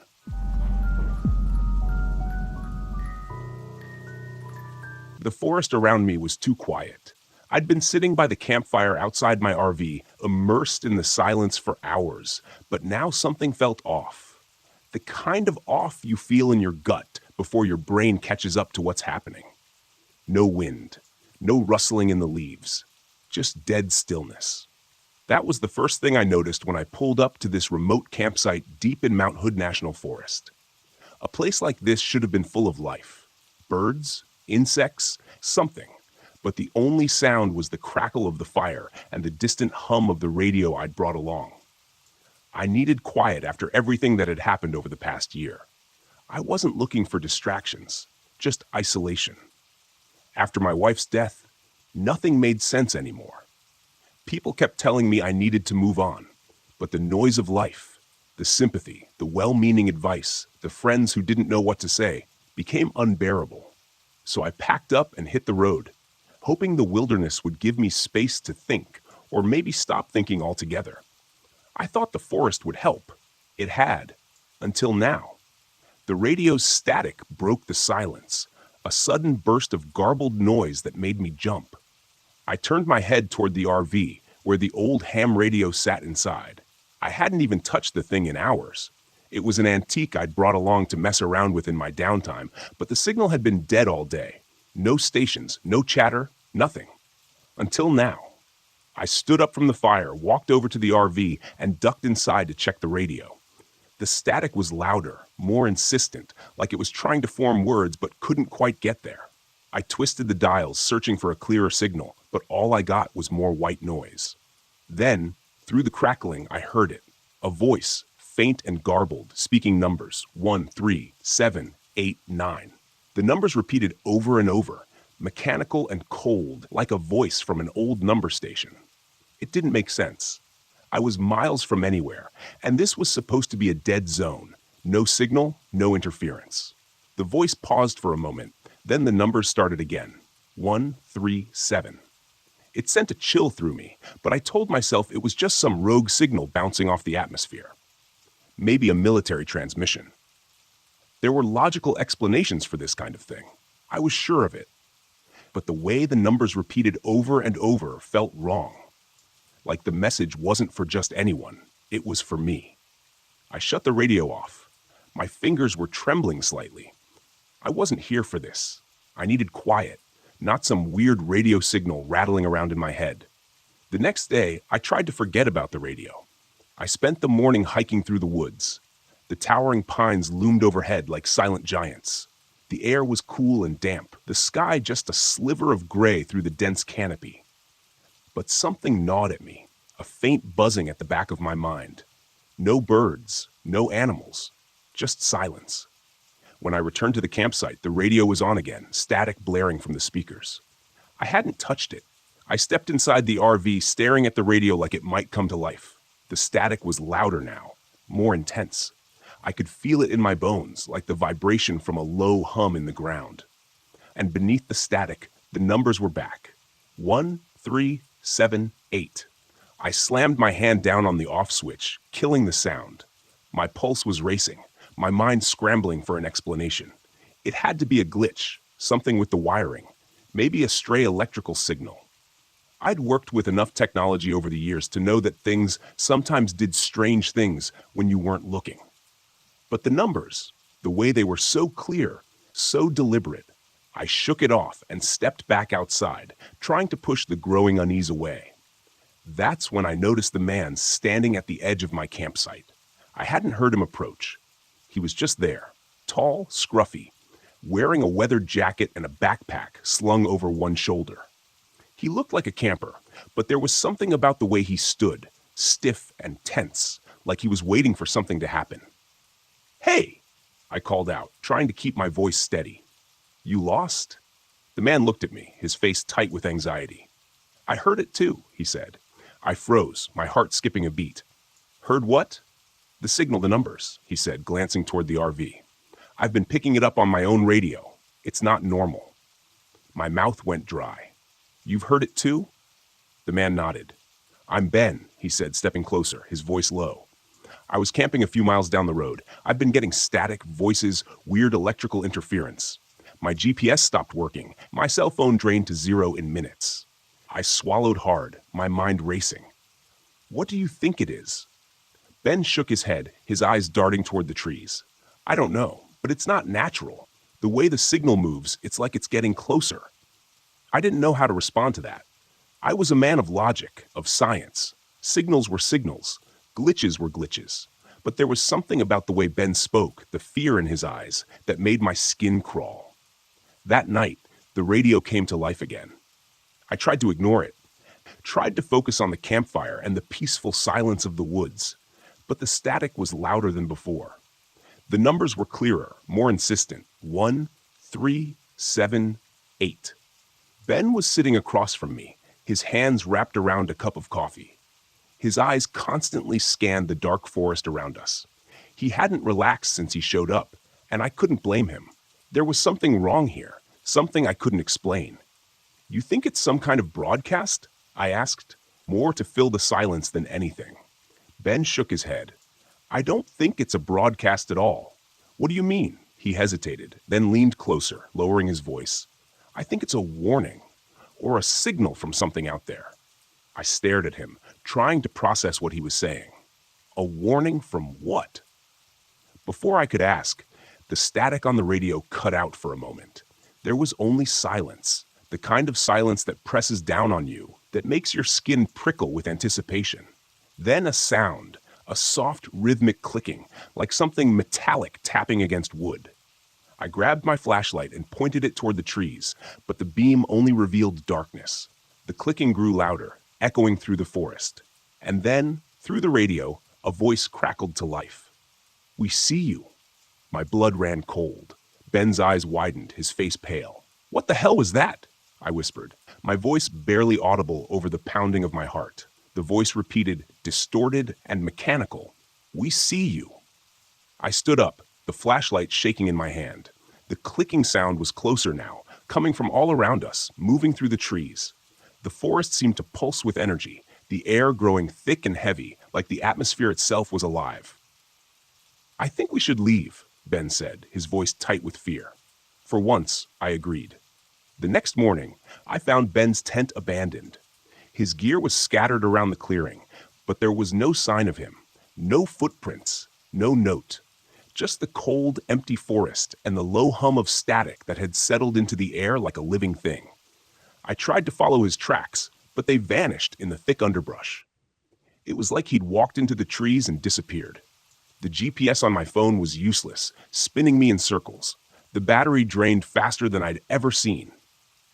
The static in my ears grew louder the further I went, like the signal was inside my head, vibrating through my skull.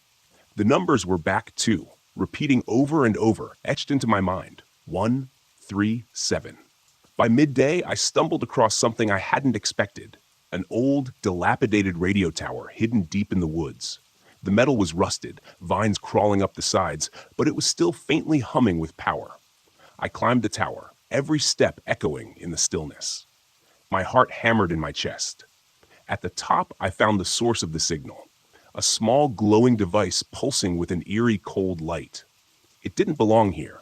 It wasn't part of the original tower. It was something else, something foreign. I reached out and touched it, and the static in my head exploded. The numbers, the clicking, the voices, it all crashed into me at once. An unbearable cacophony of sound. I stumbled back, nearly falling off the tower as the forest seemed to come alive around me. The lights returned, flickering in the trees, cold and mechanical. The clicking grew louder, more frantic, like something was chasing me. I ran. I don't remember how I made it back to the RV, but the lights followed me, the clicking never far behind. But I managed to get inside and slam the door shut. My hands were shaking as I started the engine, the device still clutched in my hand. As I drove away, the static began to fade, but the numbers never left me. They echoed in my mind, a constant whisper, even as the forest disappeared in the rearview mirror. It's been days now, and I'm still hearing them. 1, 3, 7. I can't get them out of my head, and I can't shake the feeling that whatever was out there, whatever sent that signal, knows where I am. And it's not done with me yet.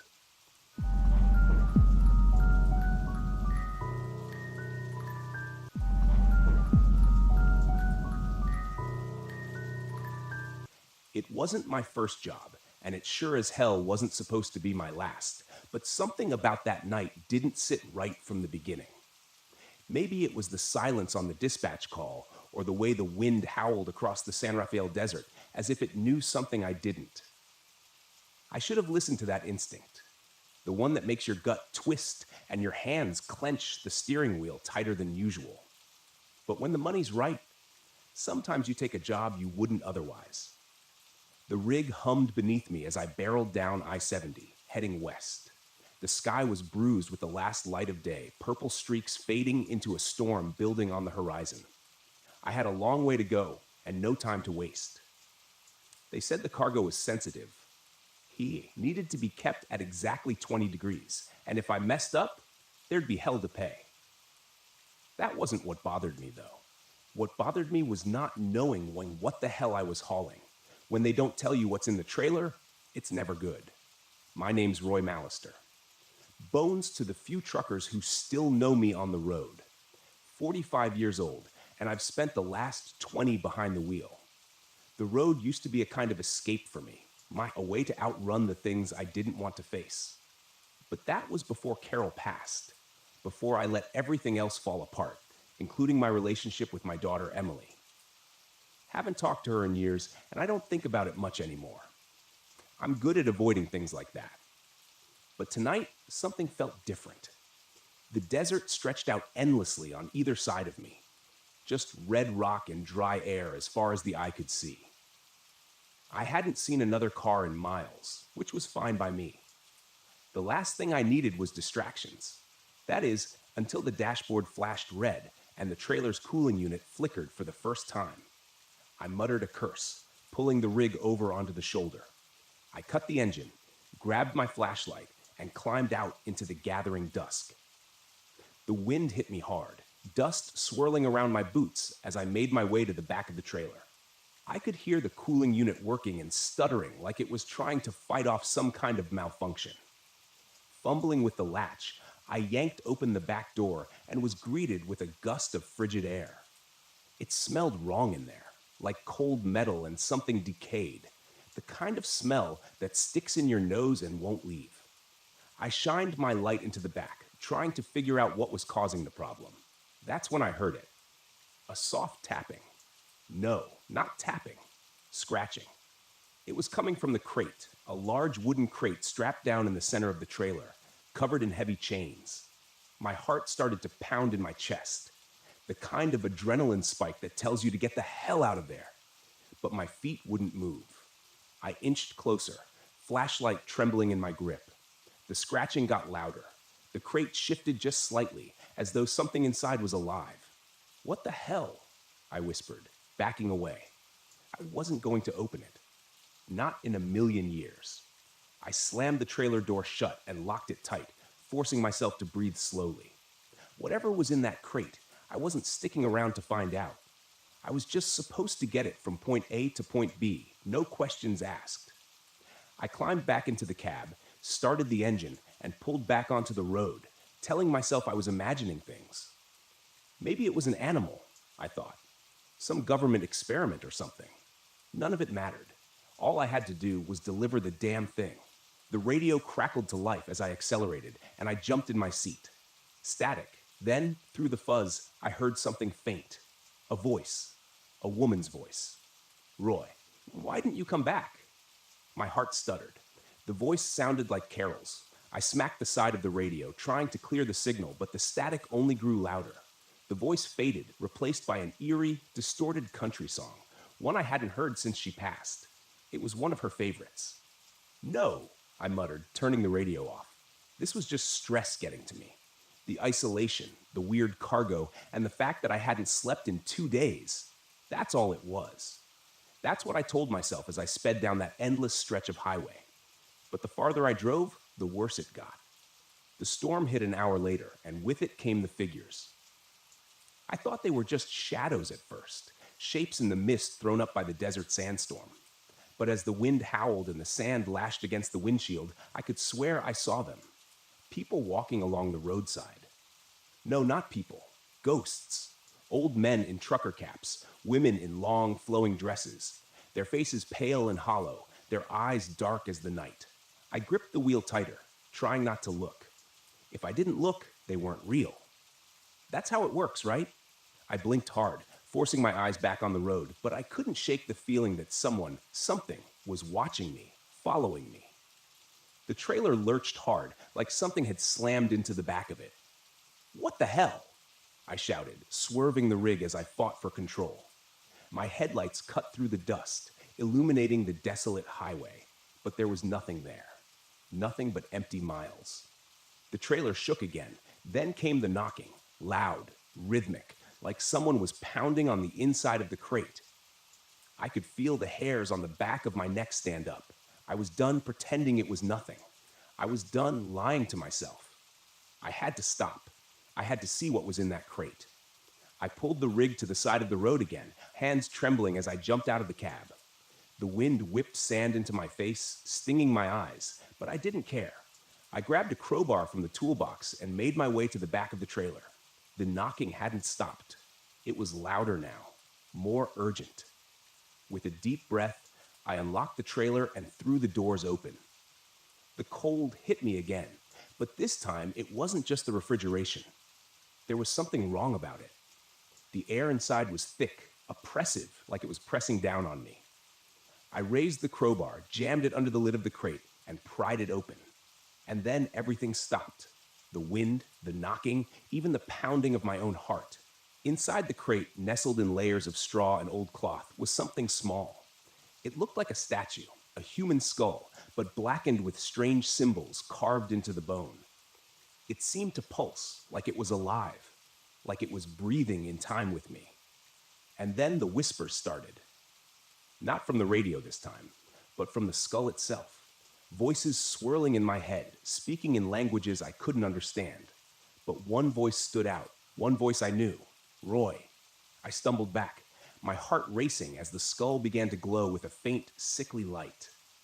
The voices grew louder, and the wind picked up again, howling around the trailer. I slammed the crate shut and bolted the door. I didn't care what they said. I didn't care what I'd seen. I was getting the hell out of there. I threw the crowbar into the cab, jumped behind the wheel, and floored it. The trailer lurched behind me as I tore down the highway faster than I'd ever driven in my life. The storm whipped around me, and through the swirling dust, I could see them again. The figures. They were closer now, standing on either side of the road, their eyes following me.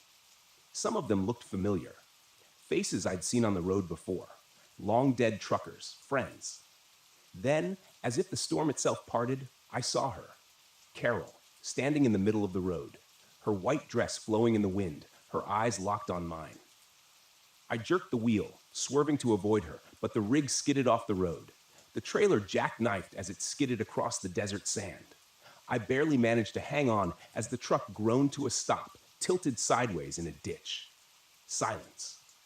I sat there for a long time, staring out into the empty desert, trying to breathe. The storm passed, but I knew it wasn't over. I reached for my phone. No signal. No way out. And then, just as the last light faded from the sky, I saw her again. Carol, walking slowly toward me. Her face pale and cold, her eyes filled with something I couldn't understand. "Roy," she whispered, her voice soft but clear in the stillness. "It's time to come home." I didn't run. I didn't scream. I just sat there, waiting as the darkness closed in around me.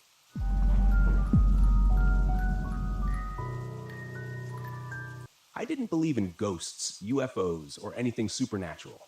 I spent most of my career chasing down so-called paranormal phenomena and explaining them with cold, hard facts. That was my job, turning superstition into science, myths into measurable data. The Brown Mountain Lights? They were just another mystery waiting for a rational explanation. That's what I told myself as I drove my RV up the winding roads of Pisgah National Forest. The thick trees closed in on either side. The air was crisp, and autumn leaves scattered across the path. There was a quiet stillness that made the world feel far away. I should have felt calm, excited even. But as the sun began to sink behind the distant ridges, leaving the forest bathed in shadow, I felt something else. Tension. Shaking it off, I parked the RV at the remote campsite I'd scouted. This was supposed to be a solo trip, a few days to get up close and personal with the Brown Mountain Lights, interview locals, take readings, and prove once and for all that the lights were nothing more than atmospheric conditions or optical illusions. I had all the gear I'd need: high-resolution cameras, thermal scanners, EMF detectors, the works. I wasn't expecting to find anything supernatural, just an anomaly. And anomalies had explanations. But the moment I stepped out of the RV, a chill ran through me. The trees rustled softly, as if whispering some secret I wasn't meant to hear. Focus, I muttered to myself, dragging my gear out and setting up the cameras, angling them toward Brown Mountain Ridge. I had a perfect view of the ridge from my campsite, miles away, but clear in the distance. That's where the lights were supposed to appear. By the time I was fully settled in, I was sitting outside the RV, bundled in a jacket, sipping coffee, and staring out into the dark, waiting. The forest was eerily silent. No birds, no wind, nothing. Just stillness. Then, around midnight, I saw them. At first, they were faint, flickering, small orbs of light hovering just above the ridge. I squinted, adjusting the focus on my binoculars. There they were. Three lights bobbing in the air like they were floating on an invisible current. I grabbed my camera, flipping the switch to start recording, but nothing happened. The lens stayed black. The screen dead. What the hell? I muttered, fiddling with the buttons. Fully charged and brand new, the camera shouldn't have malfunctioned. I checked the battery, clicked it back into place, and tried again. Still nothing. Frustration surged through me. This was exactly what I'd come here for. The lights, right there in front of me, and I couldn't even capture them. I stood up, grabbing my thermal scanner, but when I flipped it on, the screen flickered, then went dark. "Come on," I whispered, trying to stay calm. The gear wasn't cheap, and none of it should have been failing, but it was, piece by piece. The lights danced on the ridge, growing brighter, closer. My heart raced. I wasn't scared, I told myself. I was just annoyed. The logical part of my brain struggled to make sense of it.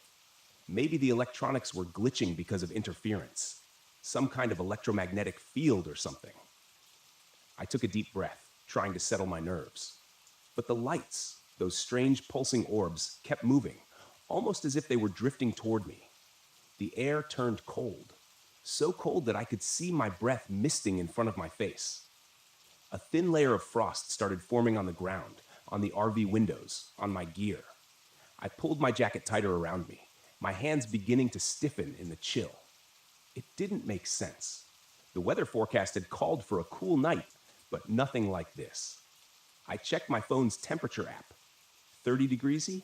Impossible. I glanced at my surroundings, feeling the silence close in around me. Then I noticed the lights were no longer on the ridge. They were much closer now, floating just above the treetops, flickering like distant fireflies, but larger. Too large. I watched, heart pounding, as they bobbed and weaved. Their glow cast long shadows on the ground. I pulled out my phone to take a video. The screen flashed, then went black. It wouldn't turn on. Frustration boiled over. I slammed the phone down on the camping table. It bounced. I stood there, fists clenched, trying to keep my cool. This was why people got sucked into believing nonsense, because technology failed at the worst possible moment. The lights weren't supernatural. There had to be an explanation. Maybe the cold was messing with the equipment, or some kind of atmospheric distortion. But then I saw the handprints. Small, faint handprints etched in frost on the RV window. They hadn't been there before. I knew that. I stared at them, my breath catching in my throat. They looked like the handprints of a child, no more than a few inches across. And they were slowly, gradually melting away in the cold. A prickling sensation crawled up the back of my neck. I turned to look at the lights, now hovering at the edge of the forest. Close enough that I could make out their eerie bluish glow. They flickered in the trees, moving in slow, lazy circles, as if they were watching me, waiting for me. The rational part of my mind screamed that it was impossible. There was no way the lights could have traveled that fast. No way they could be this close. I'd seen videos, read reports. They were always distant, spectral, unreachable. But now they felt personal, as if they were beckoning me. I swallowed, my throat tight. Without thinking, I took a step forward.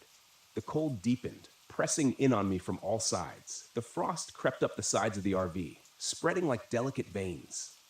The temperature continued to drop. My breath came out in ragged gasps, and my vision blurred. The lights drifted deeper into the trees, flickering and glowing, moving in a pattern that felt deliberate, like they wanted me to follow. And I did. I grabbed my flashlight, my hands trembling as I made my way toward the forest's edge. The beam of light was weak, barely cutting through the dark. I kept my eyes on the lights, feeling a strange pull in my chest, like something was urging me forward. As I entered the trees, the world grew darker. The lights danced just out of reach, always a few steps ahead of me, their glow casting an ethereal light on the twisted branches. The forest felt wrong, too quiet, too still. I checked my watch. 2 hours had passed. I hadn't even noticed. My legs ached, and I realized with a sinking feeling that I had no idea how far I'd wandered. The lights flickered again, brightening as they circled a large boulder ahead, and then they stopped, hovering there, motionless. I took a step closer, and that's when the hallucinations began. Shapes, faint figures moving in the trees, shadows stretching unnaturally long. And there, between the branches, I saw faces. Pale, expressionless faces staring at me with hollow eyes. I blinked, and they were gone. Panic set in. I turned to leave, but the forest had shifted. The path I'd taken was no longer clear. Everything looked the same trees, the same twisting branches. The lights pulsed behind me, glowing brighter as if taunting me. I ran. My breath came in short, sharp bursts. My heart raced in my chest as I stumbled through the underbrush, trying to find my way back to the campsite. The lights flickered at the corners of my vision, but I ignored them. Then I heard it. Footsteps. Light, quick footsteps crunching through the frost behind me. I didn't dare look back. I ran faster, my flashlight flickering and dying in my hand.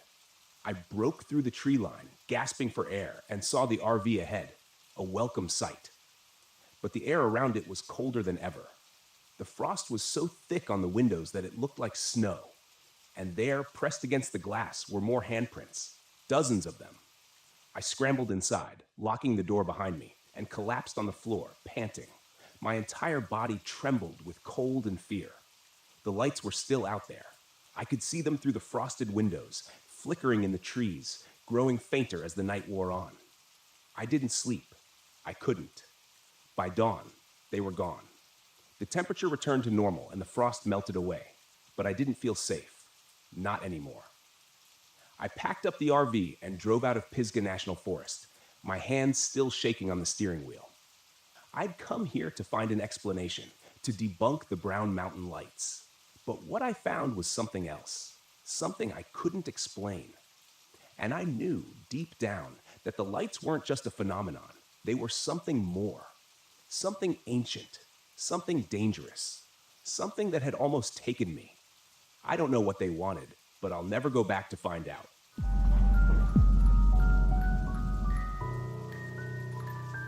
It had been 4 months since the divorce was finalized, and I was still trying to wrap my head around it.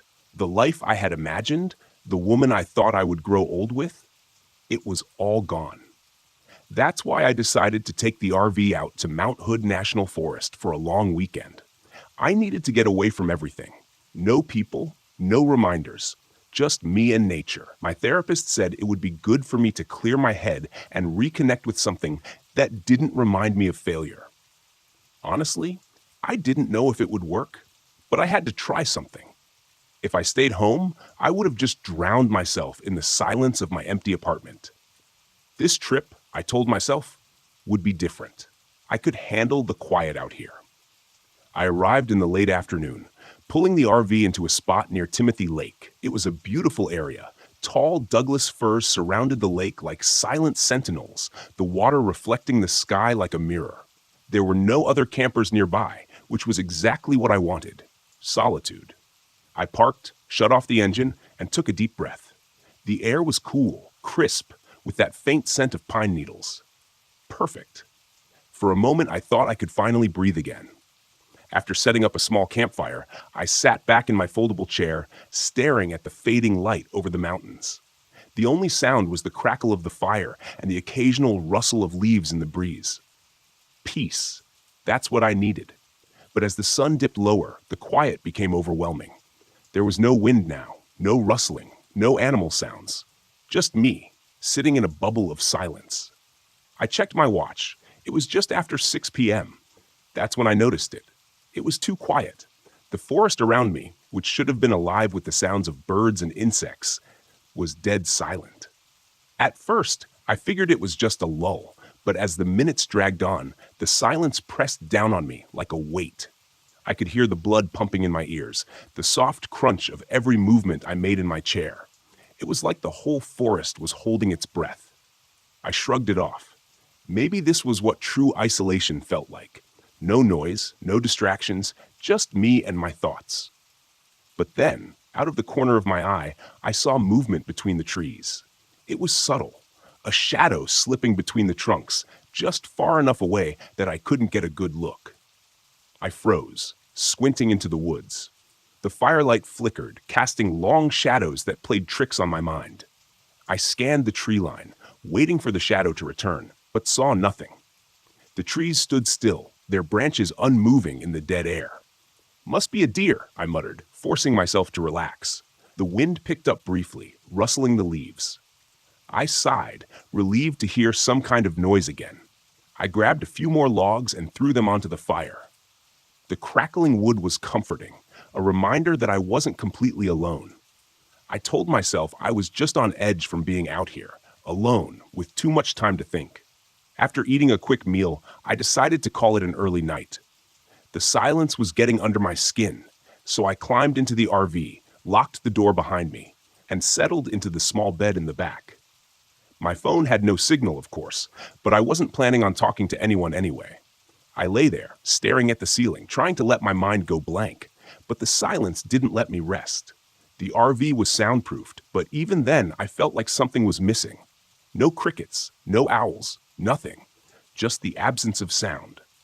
I felt trapped inside my own head. Every little shift of the mattress or rustle of my blanket amplified in the quiet. Eventually, I drifted off. Sometime in the middle of the night, I woke up with a start. I wasn't sure why at first. There hadn't been any loud noises or nightmares, just silence. But something was wrong. My skin prickled with unease. I sat up, rubbing my eyes, and glanced around the RV.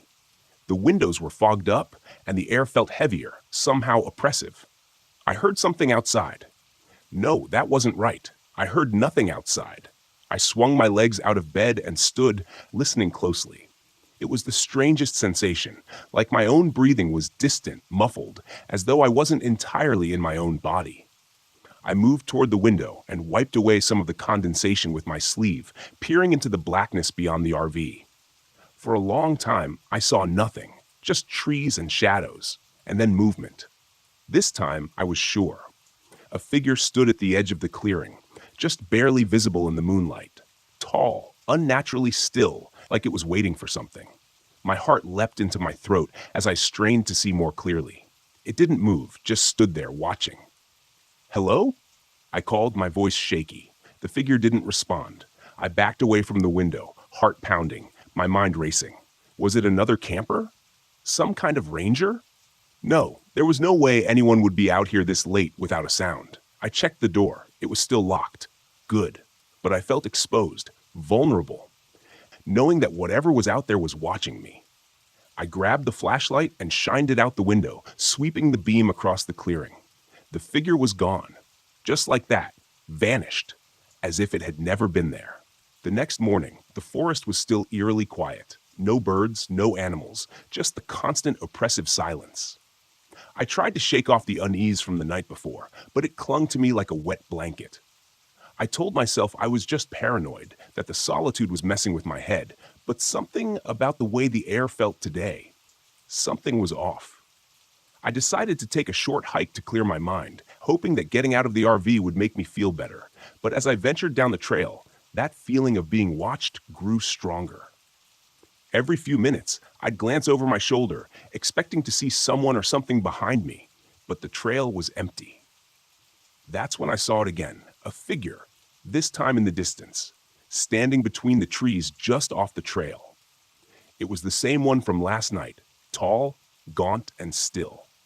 My heart hammered in my chest as I squinted, trying to make out more details. But before I could move, it slipped behind the trees and disappeared.